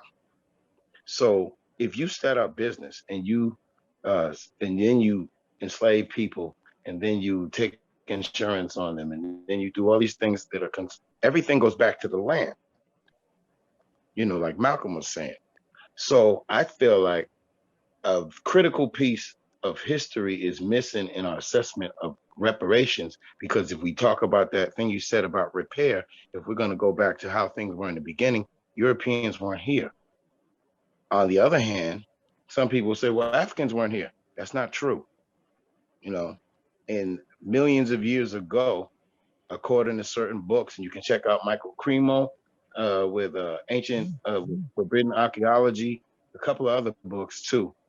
It is said that we were in this country long before the European or anyone else. So that means that if there's any claim to the land, it's ours. So that means that the slavery, the atrocities, and everything else that has happened is on top of that. And I was check out the Moroccan Treaty. But anyway, so I just feel like if they have a purpose or a way of paying people, there's a few things that we need to look at in law that would prepare us to properly accept any form of payment that could be given us. Jews, they have a nationality when they can talk about Israel, of course, post 1948. The Japanese have a land, so they have a nationality. So we're the only ones who are talking about a nation paying, or people or aspects of a nation paying reparations to people who are technically on paper property, chattel slaves. If you do the law. So I think we have to do some things to give ourselves a different status, to redefine our position in this country, so that there would be a way for a nation to pay us. Because right now, a nation has to pay a nation for reparations, generally speaking. There's no nation that's being claimed. Okay. I definitely think that that's interesting on the topic of nationality and the role that plays in the discussion of reparations. I would say that that hasn't stopped the UK from not paying reparations to Jamaica or France to Haiti and all of those examples. So even if that were the case, because that makes sense. But even when that is the case, You're right, we still see that there are other roadblocks. You're right. You're right. So before we get to, Yes, we're anyway. gonna run out of time. Well, there's just Mark, Diane, there's just Mark also. Okay, who but has I his wanna, hand up. let us just, Yeah. because we're gonna go on. but Okay, We wanna make sure that people can leave if they want to. So yes, I want to bring in Frank. So Frank, if you could unmute Frank. And he will tell us about our plans going forward so that everybody knows what else is on the agenda for the Racial Justice Collaborative. Peace, brethren. How you doing? How's everybody? Hey, Hope Good. everybody Good. enjoyed what we had so far. And like I said, like everyone's saying, definitely make sure you stay on for the after party, as it's called now. I just want to thank everybody for coming because I know everyone's busy. There's a trillion things to do, so I'm happy that everyone came out and spent this time with us. We will be putting together a thank you email for everyone that attended, and I'll make sure that we have all these links. I see there's a ton of links in the chat, so I'll try and encapsulate all that so that you don't have to feel like you've got to do everything right this second. So we'll try and include the links and some reading material for everyone that'll go out. The next event we have, from defensive whiteness to racial resilience, and that is going to be September 11th. It is in about 3 weeks, I think. So it is live on Eventbrite. And again, you will get, when the email goes out, the thank you email, it'll have a link for the upcoming event. So I hope you all take a look at that. And if that interests you, join us for that one as well. And I thank you for coming. Thank you. And also, I don't think it's on Eventbrite yet, but we have, we're pulling all the work that we've done into a race retreat that we're calling a Demand for Reparations Race Retreat, November 5th. So be on the lookout for that. Now, the September 11th event is this from defensive to resilient. We're working, and Lane is here. I'm looking right at him. Hi, Lane. We're working hard on creating a program, a process to help white people stay in the conversation. Not the white people here, clearly. There's no problem. But there are a lot of white people that run away from the discussion of race or feel uncomfortable or just feel beaten down, however they feel. We're coming up with some processes. These are experiential opportunities for you to participate in the first rollout of these experiential helping white people become resilient. That's September 11th. And we're going to continue that all next year, because as we've said here, we've got to bring, white people are part of the human family, and they're a big part of the United States. And we're going to bring white people into the discussion where they're not going to be left out. So having said that, let's go back now. So it's noon. Anybody who has to leave, we're happy, as I usually say, if you have to leave, you can go ahead, but we hope you stay. I see the Race Recovery Project is here, still here. They brought up in the chat the importance of, so if you could take your mic off mute. hey, Diane. Yes. Diane, I just want to thank Trevor Smith again for Okay. being here in case he has to leave. Really appreciate your input. It was fantastic. So thank you. Sorry, Diane, go ahead. Yeah, sure. What? Thank you all for having me. I do have to jump at 12, but it was a pleasure to be with you. And yeah, obviously, hopefully I see you all in some capacity again. Yes, thank you. Bye, Trevor. Thank you, Trevor. Thank you. Thank you. Peace. So what the Race Recovery Project raised in the chat was, it didn't raise it quite this way, but it's the difference in looking at through the prism of white supremacy, as opposed to thinking we're talking about racism. So if Race Recovery is still there and wants to raise that, Sure. Hi, everyone. Thank you, Diane and the Racial Justice Coalition. This is a great movement. I'm so happy to be able to join this discussion. It was awesome. Thank you so much. Yeah, as the founder director of the Race Recovery Project, whose focus is around the decolonization of Blackness unapologetically, it really does become something that becomes inherently ingested into the being, this idea of white supremacy. And to focus then on racism really loses the ability potentially and the opportunity to shift back to a place where we're really repairing the dispowering and the dysfunction in the structure of power that exists in white supremacy. Racism really points us towards the victimization, and white supremacy helps us look at the terrorization.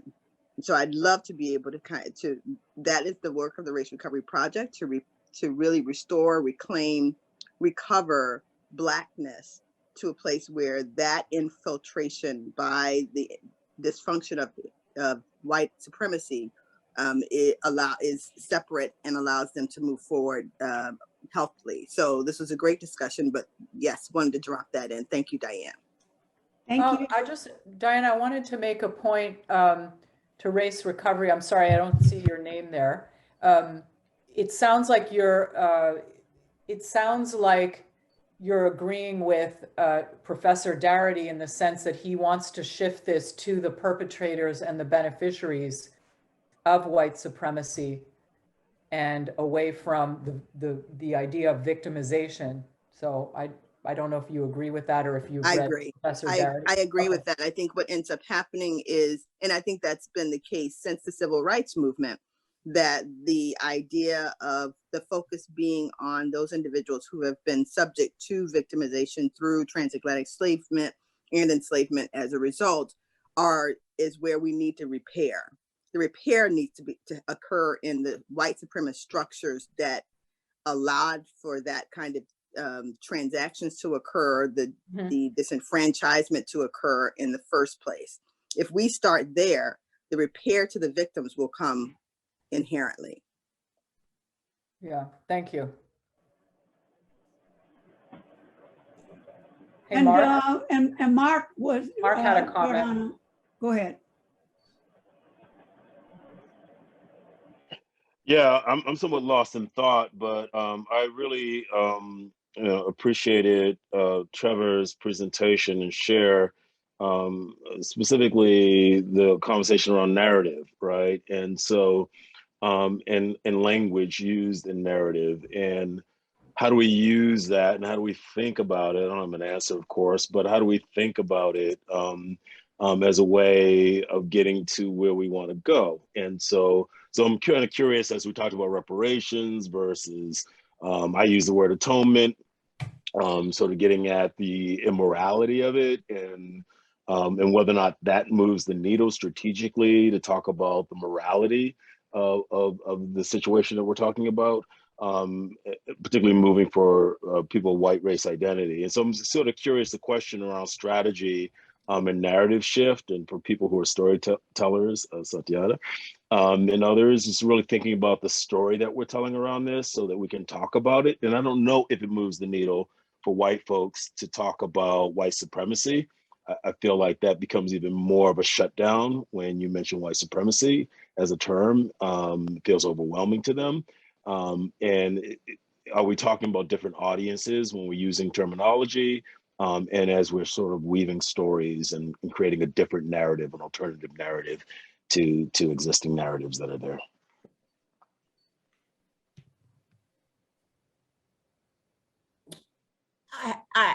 I have a thought concerning that. I'm now in Mississippi, where, of course, a lot went on and continues to go on, and I think that the culture of a place and of groups of people play a big part in uh, uh, in their thought process and how decisions are made and how the state is governed.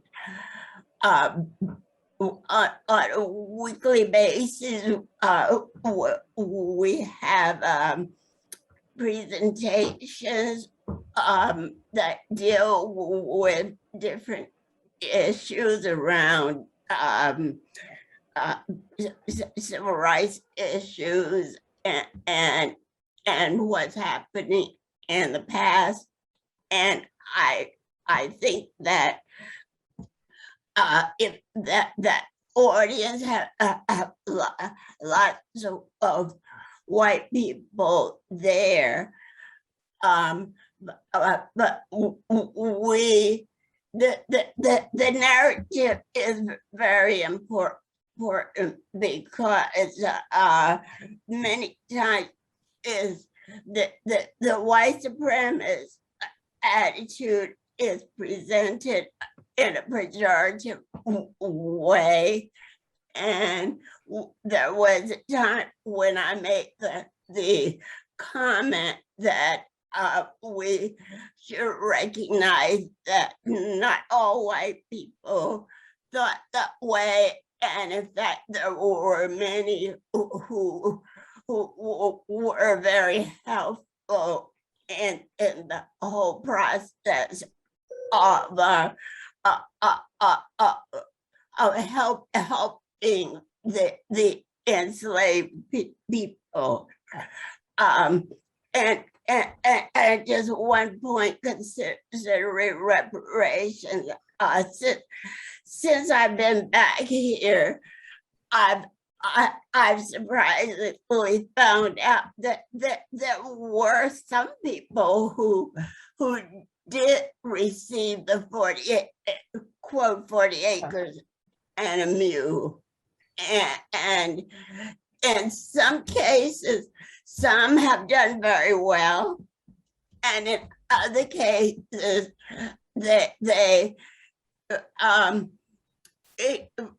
ignorantly sold off the land because they did not know what to do with it. And so many of them were getting away from the fields. So that it's a very complicated issue. I do not agree with the simple giving out a certain amount of money to people, because there are lots of people who are financially illiterate and would not know what to do with it in a productive way. But I do think that maybe there could be some model that would help educate people and help them improve their lives and opportunities to enrich themselves and for future generations.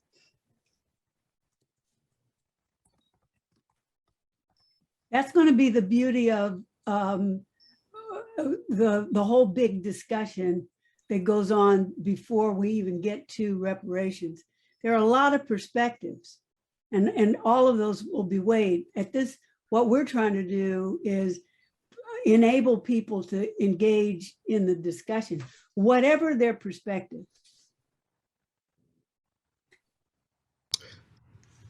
I just want to highlight what you said, Mark.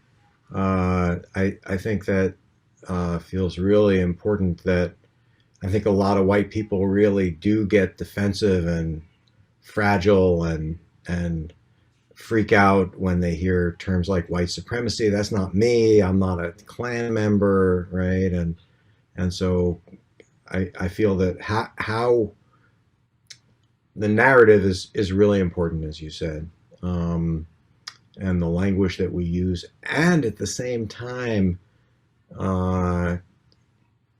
like how can we also, and how can we like-minded white people, you know, actually train up other white people to be more resilient, so that they can hear things like that. I think both sides are important. How we frame it, and also how we help white people not be so racially defensive. And so that's what the thing is going to be in 2 weeks. That's what we're going to be working on there.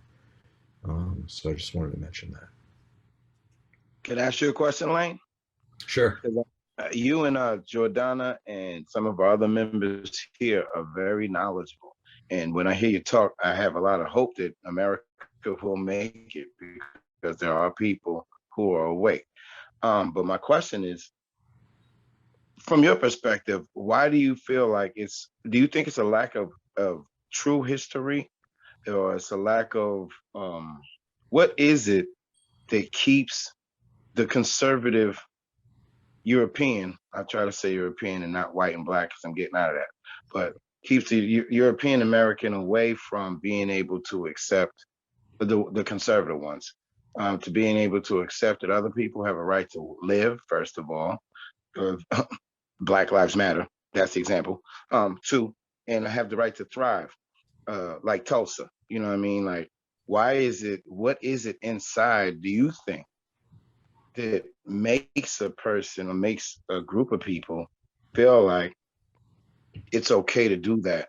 Is it from a historic perspective, because maybe we did something to, maybe the Moors did something to the Europeans, or, you know, where does it come from? Because if there's not that knowledge there, what is it? I don't get it.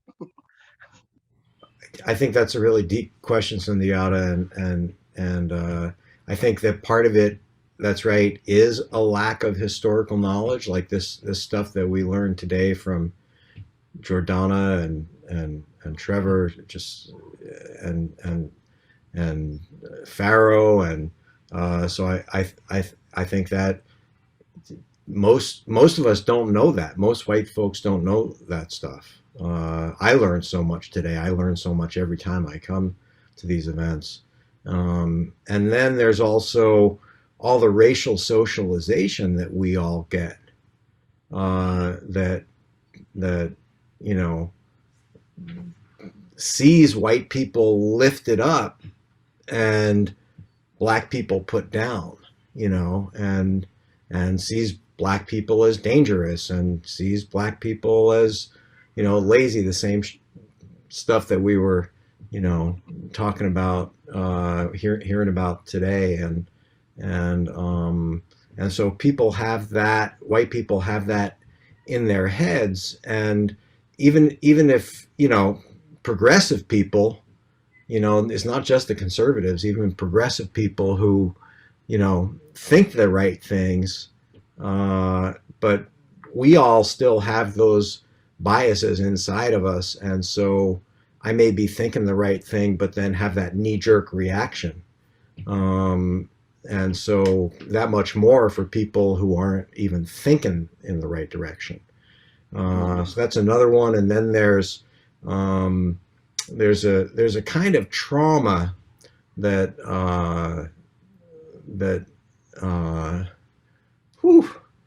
sorry, I get so moved by this stuff. There's a kind of trauma that Resmaa Menakem talks about in his incredible book, My Grandmother's Hands, about racialized trauma. And that trauma is called moral injury. And moral injury is the trauma that happens when we perpetrate harm on somebody else, or when we witness that harm, or even hear about that harm, that we feel a moral injury. So I think that white people have a lot of trauma from what we have done and then hearing about what we have done. And so even if we hear a word like white supremacy, like, whoa, whoa, whoa, whoa, whoa, whoa, right? Or we hear about Black Lives Matter, it's like, I don't want to hear it. It's like traumatic to me to hear that Black people are getting killed by white people. So I don't even want to hear about that. All my fight, flight, freeze jumps up. So I think it's a combination of a lot of different things. And Thank you for your honesty. Jordana, would you answer that same question? Would you mind? That's a very, so the people who know me here know that Trevor talked about preaching to the choir when he's talking about, well, when we're talking about white people. I don't believe there's a choir. I think even the most progressive, at least American white people, the ones that I know, there's still a block there. And Lane and I have talked about this. We don't totally agree, but I just think there's a lot of work. And when Miss Annie was saying, you know, that during slavery, there were white people who helped. Yeah, there have always been white people who've helped, but not enough of them as individuals. And also when you talk about a system, it doesn't matter how many individual whites are helping in whatever help that is, when you've got a system laden with non-helpers and silent witnesses who are just, you know, raising their hands and saying this is terrible, but literally don't do anything and don't say anything. And most importantly, don't go and learn what's out there. And no matter what the trauma to white people is of what happened, it's like, get over it, learn what you need to learn. And when you learn, that's what gives you the power to do things or, you know, whatever it is you can do, because without it, you're just sitting in ignorance and feeling like, well, it doesn't involve me. And to be honest, I'll say something else. There's something in US culture overall, and I'll say white culture, there's an ingrained, this individualism and a selfishness that I care about me and my family and my children, and I don't care about other people, and I can't worry about other people. And part of that, I think, is all of the problems are so overwhelming. Climate, you know, white supremacy, that people don't even know where to grab it first. And I think that's what a group like this is trying to do, or Trevor's, you know, reparative narrative lab, like that's going to help people grab this problem, hopefully. So I'm a glass half full kind of gal. If I can add to your half empty. Sorry, glass half. Oh yeah, yeah. If I can add to your emptiness of your glass. Yes, thank you. You see, one of the important things over this couple of years of working with Farrell, and especially because of his interest in this, you know, not just the current unfolding of history, but how the past has impacted, it is, you can't find a place in United States history, even before the Constitution, where we weren't fully anti-Black. And we used to say it more directly. So we are an now it's not just even just slavery, it's anti-Black. We don't even believe that, or haven't historically believed that Black people even belong to the full human family. And that hasn't changed. So because we haven't, and you can look at any part in time, the beginning of the Constitution, the Dred Scott case, the separate but equal, the Black codes, and I've worked with the Recovery Project. They look at all these things, and if you look at all the things that have been pushed into us, it's part of our DNA to be anti-Black. It's so strong that everybody, as Farrell and I talked about it recently, it's not Americans, I mean, Black people in the United States, African Americans, are the biggest Americans that there are, because we only have, in our awareness, we only have America. We're not coming from Greece or Italy or holding on to some kind of ritual. We're here in the United States of America. And what do we also have? Anti-Blackness, people of color, immigrants. What do you have? You have The belief in anti-blackness, that's what makes you white. That's how you join into the white people. They have all the goodies. You want to join in, you be anti-black. Even black people, we have it. So that's why we haven't been able to, that's your answer, Sundiata, from me. We haven't overcome it because we haven't even tried. And because it's in all, if we black people didn't have it so much, white supremacy couldn't thrive so big. So it's a big effort. That's right. And a furtherance to that point. That's right. Is not an informational gap here. It's not going to be overcome by information. It is an attitudinal issue, and that is why it's so entrenched. It's been there for centuries. It is an immense amount of psychological, emotional work that needs to happen in order to get people, Black people and others and whites, to overcome that, to look that in the face. Information alone won't do it. It's, again, that's not the issue, in my opinion, in my experience. I think that there's a lot of truth to that.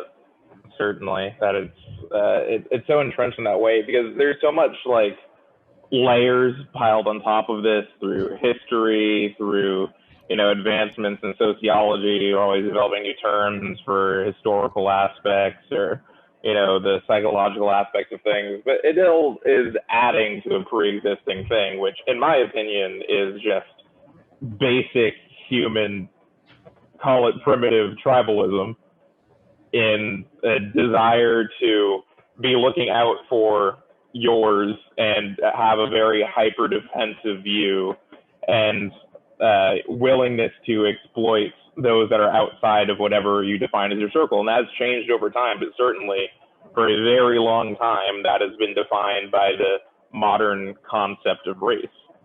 And that's, I think, why this is so entrenched. And it's not necessarily going to be dissuaded by education, or at least not for most people. I agree with that. I think that is certainly enough to persuade some people, but not most. That won't, rid the world of the issue. Yeah, I agree. Knowledge is important. I think for some people, it would help them to process and move forward. For some people, like you said, it's attitude is deeply embedded in something that's kind of old. Like my mother told me, that we were born into something that had been ingrained for so long that by the time we got here, to try to erase it in a few years is kind of unrealistic. You have to kind of look at it for what it is. So I agree with you, Mark, as far as, some people, you could tell them all day it ain't gonna happen. But I do believe that there are some people, like some of the people on this call, that knowledge has definitely changed how they would perceive this country and what's going on compared to someone else. Knowledge is power. Well, I agree that knowledge is power, and I also agree with Dr. King that this is a moral issue. And I think, unfortunately, we haven't driven the immorality of racism and white supremacy, and people haven't felt that in their core enough. And I think that's where some change starts to happen, where people really, this is why people don't like, even racists don't like to be called racist, because it's injurious to their id, it's injurious to their own sense of self, and some basis of morality that they want to hold on to. And I think it's necessary to talk about this as a moral issue as well. And I think we start changing people in their souls might open up to the actual information. So, I think this sort of denial of self is sort of shuts down the ability to receive information that could be helpful in that. I think and that needs to open up a bit. But people do not know what they don't know. And in too many cases, many people also do not understand that they have the ability to change things.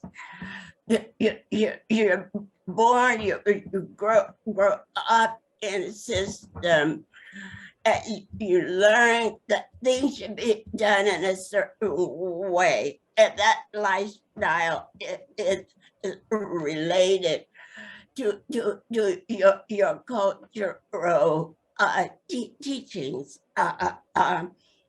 generally pertaining to family, community, and whatever area you live in. The social media has a limited lens that focuses on basically the big cities or selective groups. So there are many people who are not able to think outside of the box. And even if you give them the certain knowledge, they're not able to process it in the way that you expect, or the way that you would like them to process it. So that's why changing a societal mentality takes a long time. I think part of the sort of response, because it had been mentioned that a lot of time racists will have a negative response to being called a racist. I think that there could be aspects of an internal moral dilemma about that, but I also think that a large part of that response just comes from racism and bigotry being stylized as negative now in the media. And that has been the case for not very long from a historical standpoint, but by an individual human's lifespan, decently long-ish, you know, enough decades.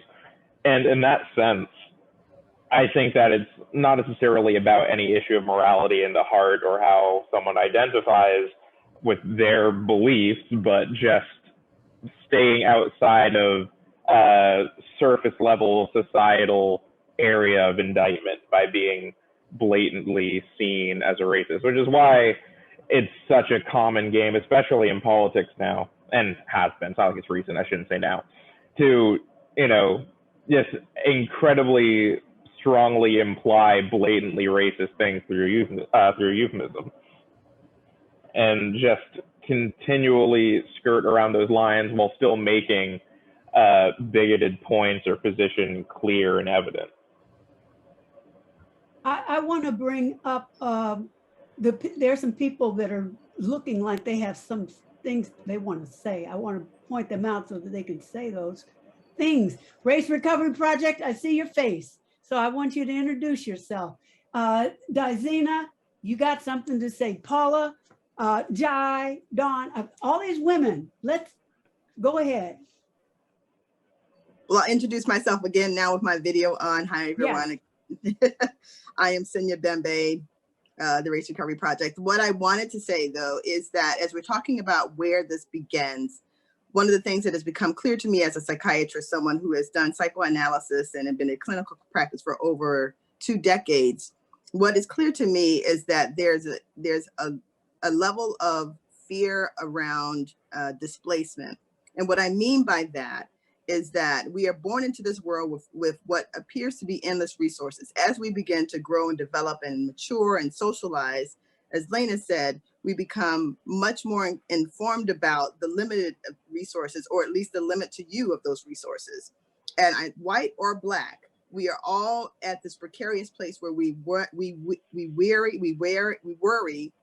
about how we are to access the resources we need, who will provide those resources that we should have, and then what happens if we lose those resources we need.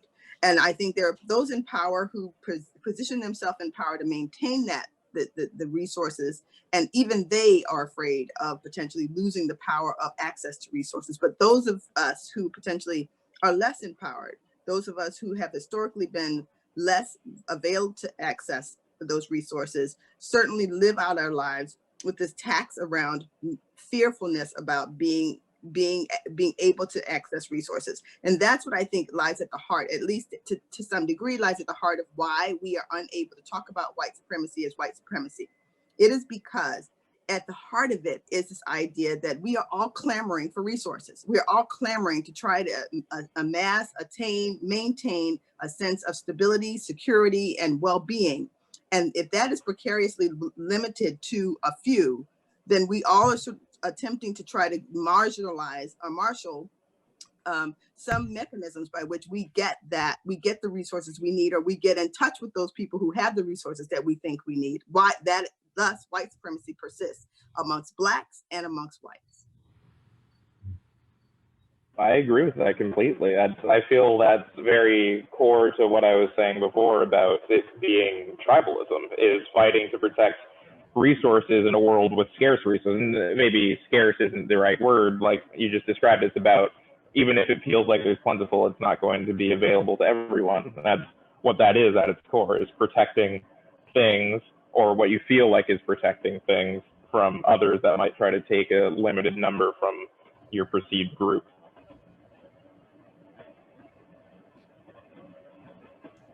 Dizena, jump right in. Paula, go ahead. Sure. Thank you, Diane, for calling me out. I appreciate it. Which is actually what I want to speak to, is this space and what everyone here is doing, because I actually just had the thought that I feel very new to the conversation that we're having, but there's something in my soul that feels old, in knowing that my voice needs to be heard. I'm used to working individually, one-on-one with people in counseling and coaching and mentoring, and working on the healing processes and all those things. And this space makes me so nervous and excited and scared crapless, I shouldn't swear, because it's a conversation that's so much bigger than me. And bigger than us. And it's a conversation that takes such bravery and courage to have. And so my comment is that I just acknowledge each and every one of you for doing this work, because I've been in 2 of these spaces, and each time I come out and I literally keep my feet on the ground and I keep breathing, because it is that important. It's that old. It's nothing that my mind holds just yet. Like, everyone here is so articulate, you've been studying, you've got all of this information. I don't have that. All I have is the soul that's like, honey, yes, it's you. So you figure out your people, you get it together, and you do what you're brought here to do. So I just want to say thank you, because I've been in some places, I've been in some spaces that have been powerful, but this space is just, moving me at my core. And so I just want to thank each and every one of you for bringing me to this next level, which is, I guess this is what 50 does, huh? That's what I have to say. Thank you. That's what 50 does. You can imagine what it's like to be 68. And I'm one of those people that I'm really a novice in this area. And I retired about 2 years ago. And I realized that I put so much into working and physically working and trying to attain something. And then all of a sudden you stop for a minute and you think about it, that a lot of the critical race theory, a lot of my Blackness, I didn't take the time to enjoy it, to investigate it, to learn about it. So I'm taking this time now doing book clubs, different associations, whatever I can get to try to really prepare myself more so for doing, quote, the work. So this has been like fantastic for me. It's given me a lot of new insights, all of the comments that people have, and I'm going to continue on and see what things I can do to develop myself, but actually come closer to actually doing some work with this. So I thank you all. Go ahead, Jai. Hello, thanks for calling on me, Diane. I don't have anything brilliant or exciting to say, but I'm really happy to be here with everyone. And it's touching to me to learn from you all. And thank you, Jordana, for your amazing, and Pharaoh and Trevor and everyone that has spoken for your input. I've learned so much every time I come. One of the things I think that holds people back, white people, I just wanted to say is a sense of shame that it's a moral issue, and how could we have let this happen, and how could we continue? So I think that sense of shame, also, I just want to name it, can be paralyzing.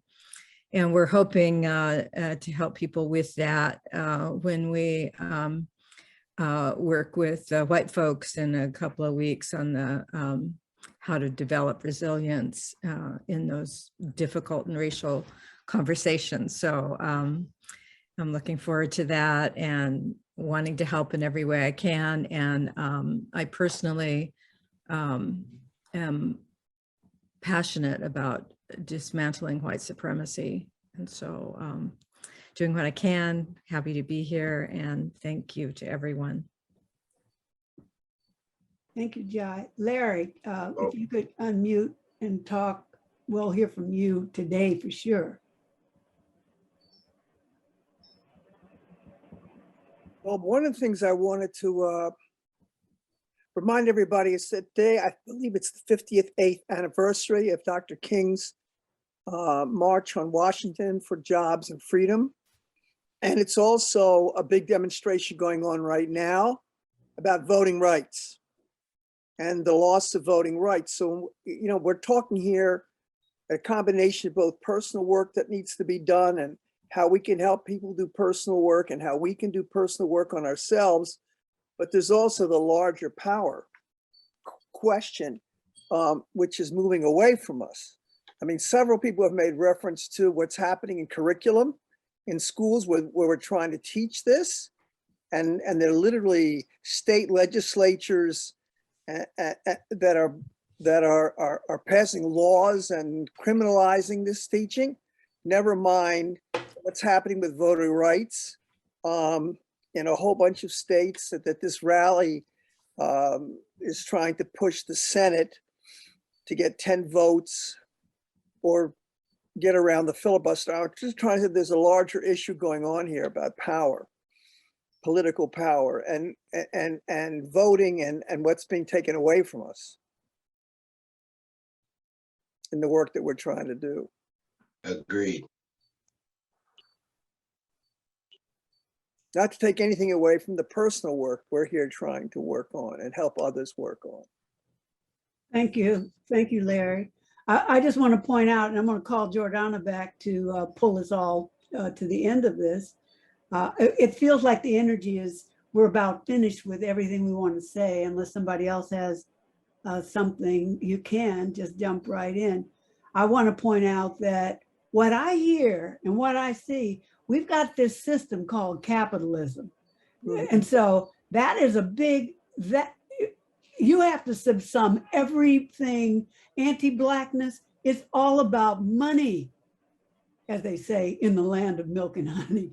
It's all about money, and that money is about capitalism. Capitalism promotes competition, and individualism is promoted in the United States. So there are bigger issues. If we're really serious about change, we've got to look at our economic systems. I think that definitely plays a really big role. I think that is because control of wealth in that way, and the way that we have set up in the capitalist system is, you know, private ownership of wealth obviously is the main vehicle for individual power or even political power on a larger scale. But I think that you can still trace it to it being about influence. Money just happens to be our culture and our economic system and the West's way of influence.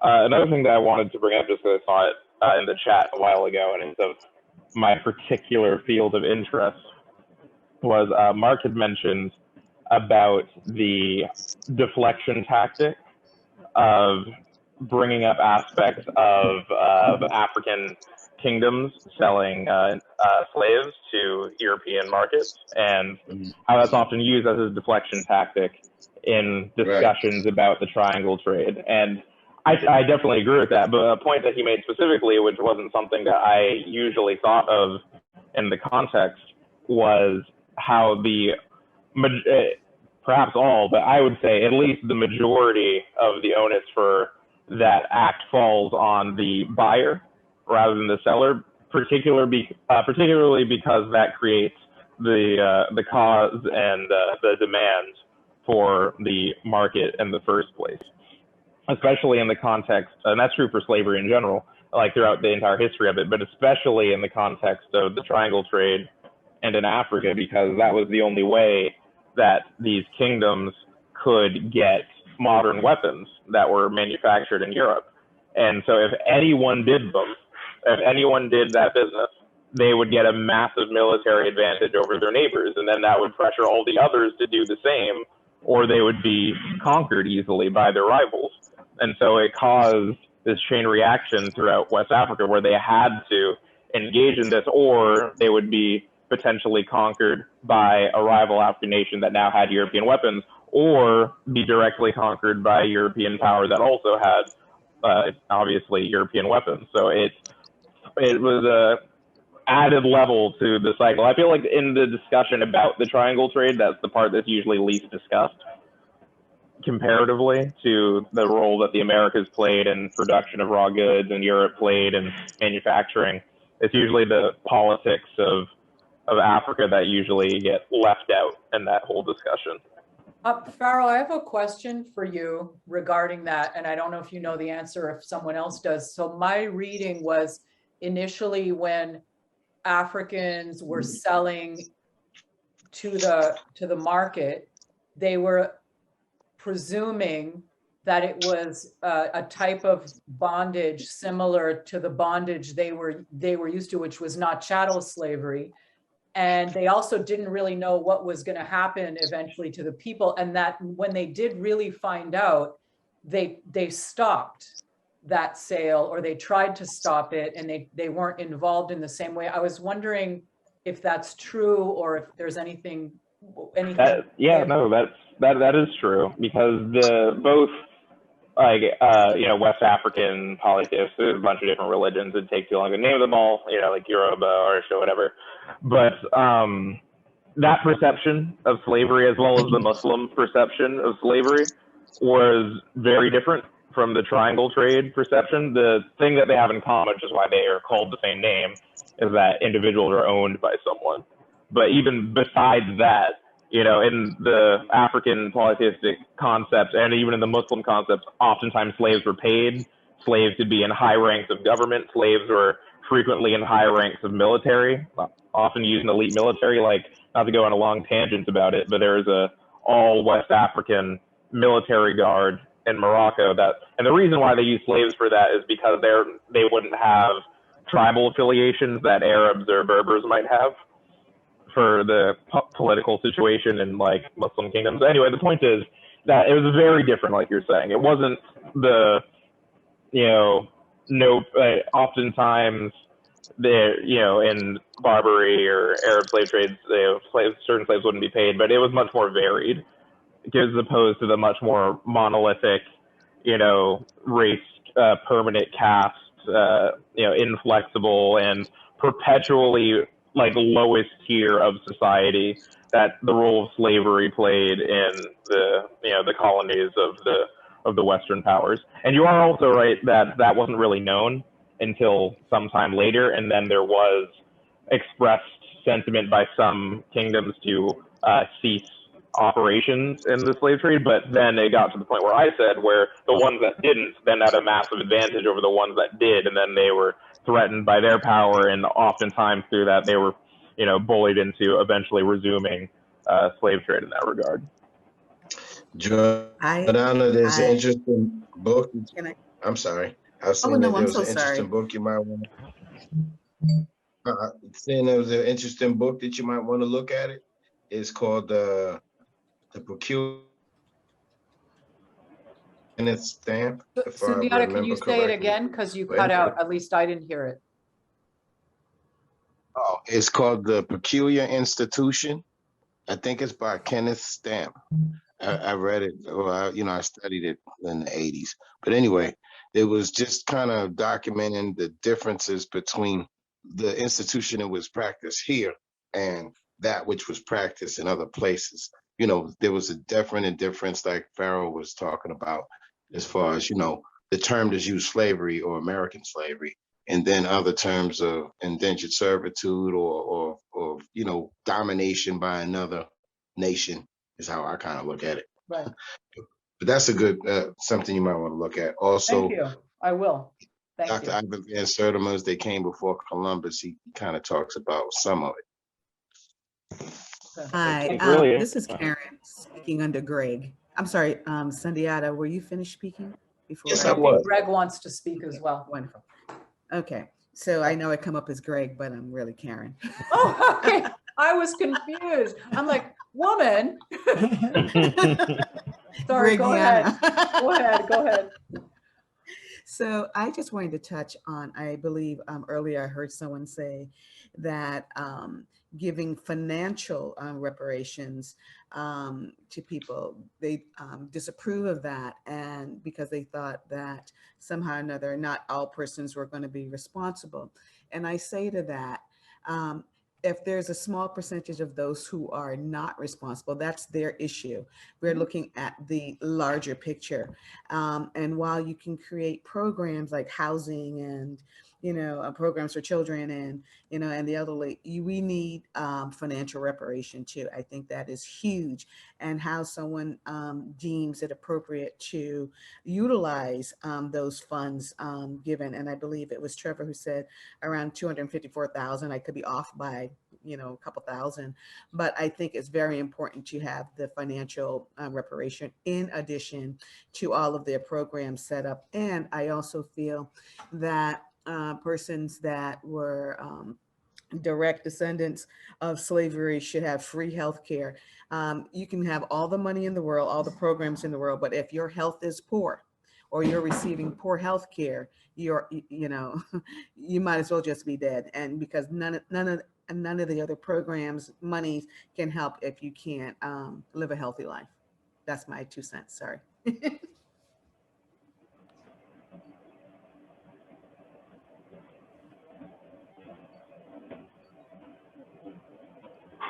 Are we still here? You're muted, Jordana, if you don't know.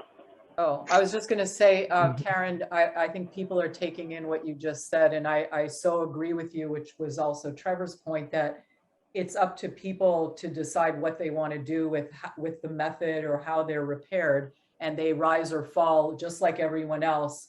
They have a right to rise or fall, well, that's it, yeah. I agree with Jordana. We're not trying to guarantee that everybody's got and maintains a ton of anything. We're talking about being treated in the United States the same way other people have been treated. And if you look at other people, it's like what Jordana brought up in her presentation. Some of the white people who greatly benefited from slavery maintained their wealth and still have wealth. Some of them lost it. And so that's just equity. Everybody had a chance, and that's our right. We do as we please with what we have. So we're looking, not give, this is a debt. That's another thing. This is a debt that must be paid to the American descendants of the enslaved. And what we do with it is up to us. Just like everybody's wealth has always been up to them. Exactly. Agreed. I think the person who was talking about the education behind what to do with the money, I didn't get out of that comment. They were saying we shouldn't get money. I think it was saying that that's not enough, because there are some people who would take take a monetary payment and say, okay, we straight. And, without proper education and this, and I mean, yeah, what we do with our money is our money, but I just think looking forward, yes, we should have a plan in place so that when this thing happens, that we don't squander the funds, that we don't, go spend them on Jordans and new cars and stuff instead of investing in our future. So I'm not trying to defend anybody, but I didn't get that from that comment. I agree. It's not just money. There are other things as well. Education is big. Jordana, do you want to? That comment was mine, and it was exactly relating to the to the idea that just giving people money was not enough, because after it is like when people win the lottery, some of those people after a certain time, they're still right back where they started. So just like you said, you have to do more than just hand out dollars. We can see that just doing the stimulus payments. So some people have done okay with it, and others have not. And a lot depends on where you start from, how educated you are about finances, and how you use what you get. A miseducated that, fool in for their sure. state is quickly broke. And attached to the financial reparation, there should definitely be a class attached to that reparation that teaches you how to plan and invest that money so that it just doesn't fly out the door. Exactly. Daniel, you had your hand up? Everybody. I've been texting Asia throughout this, so she encouraged me to share my thoughts. Hey. I think, so I hear what everyone's saying, but part of me feels like, I don't know, I feel like we're losing the plot in like some of these ways when speaking about this idea of financial reparations, because I think we're speaking about it as if it's like a gift almost in a sense, but it's like a repayment of sorts. So like, I personally wouldn't care what a person spent their repayment on. That's kind of their business and not mine. So I understand what we're saying. I think what we're saying is more so kind of the idea of like social reform, and we're looking for like these classes to like financial freedom and like learning to invest and things of that nature. But I don't think that is the same conversation as reparations. I think those are kind of like two different, very different things. So if we're talking about reparations, I think people should be, the labor has already been done. So once again, it's not like a gift or a grant or anything of that nature. It is quite like literally a repayment. So I think it's a debt. what you do with yours is what you would do with yours. Yeah, it's like Diane said, it's a debt. Alan, you have your hand up? Yeah, and I'm also of a mind that the reparations is just a small piece of it, because if still the society that Black people are going to be using that reparations in is still a society where the dollar is not valued, or the dollar can't be used, or you can't use it in a place where you'd like to use it, then there's still these other issues. And that doesn't mean we stop on the reparations front, but I think it means it has to be linked to the systemic. And I've also heard pushback on always looking at the systemic, but I like to address that by saying the systems are not without people. There's people functioning in the systems, and that's how the systems function. So when I say systemic, it means addressing the people that are in the systems and perpetuating the systems, you know, that either create or sustain or maintain privilege, and that, you know, unprivilege and disadvantage others. I'll stop there. I couldn't agree more, Alan. I was thinking the same thing before you said that. And, you know, reparations, I think, is definitely debt owed, and it has to be sort of paid forward. But the problem is that if we take that money and put it in a system that exists currently, we will have what we had before, because the system that exists currently was built off of anti-Blackness, colonization, white supremacy. And if we do not dismantle the system or repair that system, reparations will just go into a system that continues to persist in the same dysfunction. Yes, yes. And to go into what Diane was saying earlier, we got to look at the economic system itself, because my late teacher, Mudavana, taught me back in '88. He said, if you were to erase all of any form of people on the planet who you thought were the problem would still be there as long as the system is there. It would just be with other people. The people who look like you would be doing the same things. This all brings up in my mind something that Jordana, we talk about this back and forth all the time, even like a word like reparations, repair. That is there, or reconciliation. That there's some implication in there that it used to be good, and now we're going to fix it back. It never was good. So we have to tear this thing down, or however you want to look at it. I can fix it. I make my language different, but you cut it up and you sort it out and you start over. And so there's a lot of work that has to go in and repair nothing, because it wasn't ever good. Good point. Amen. Yeah, thank you for saying that, Diane. This is Greg, speaking as Greg. I think one of the things that we're kind of losing sight too of is that the system was built to keep certain people back. And, you know, reparations is a step in the right direction, but breaking down how we exist within the system has to be addressed as well. And that's the bigger elephant in the room that it's going to be hard to tackle, because it's been instituted for, you know, centuries, right? So we really need to have a critical eye into how these systems that we're relying on to help us go forward with an idea like reparations actually implement something like that, if it does happen. Even having a discussion about it at the federal level is an issue, right? Because everyone has a stake, a certain opinion about what should or shouldn't happen.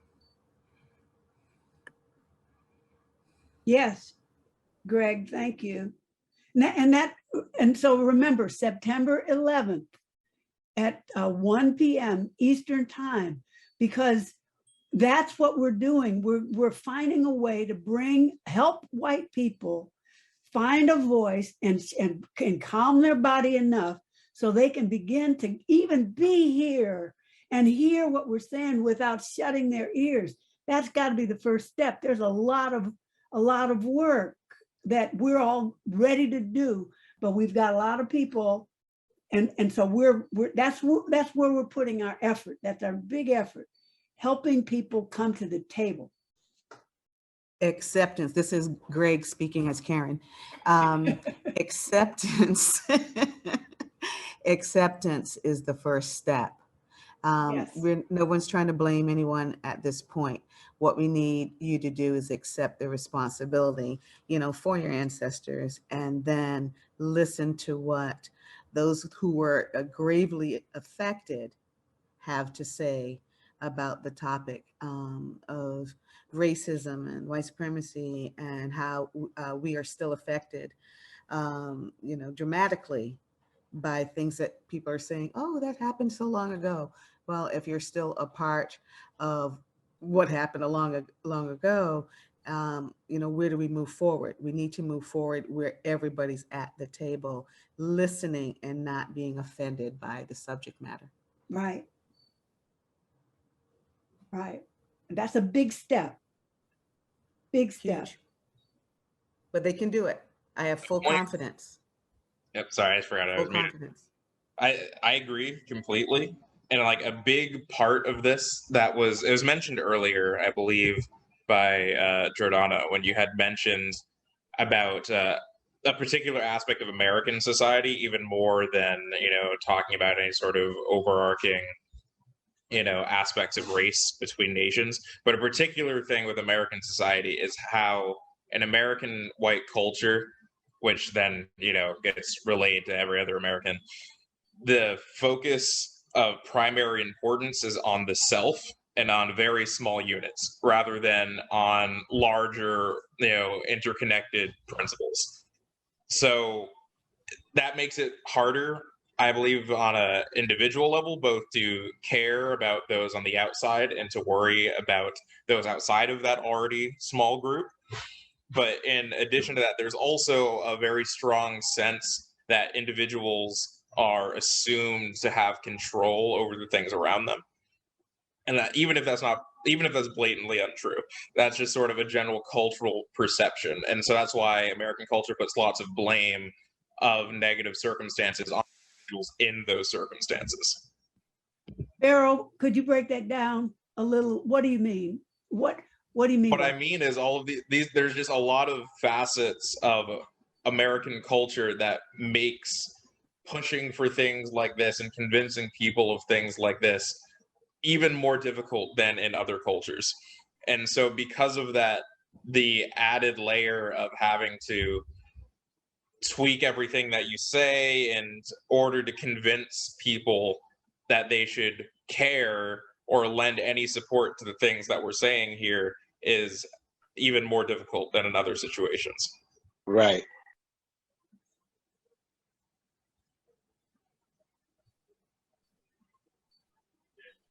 Lane, do you want to weigh in? I see you ready. I actually need to go because of family stuff. Unfortunately, I'm so appreciating what everybody's saying and learning from every one of you, and yeah, deeply grateful for today. Thank you, Jordana, and yeah, Trevor, and everybody who shared. I'm learning. Thank you. Looking forward, hopefully, to seeing you in a couple of weeks at the Defensive to Resilient workshop. Lots of love, everybody. Thank you.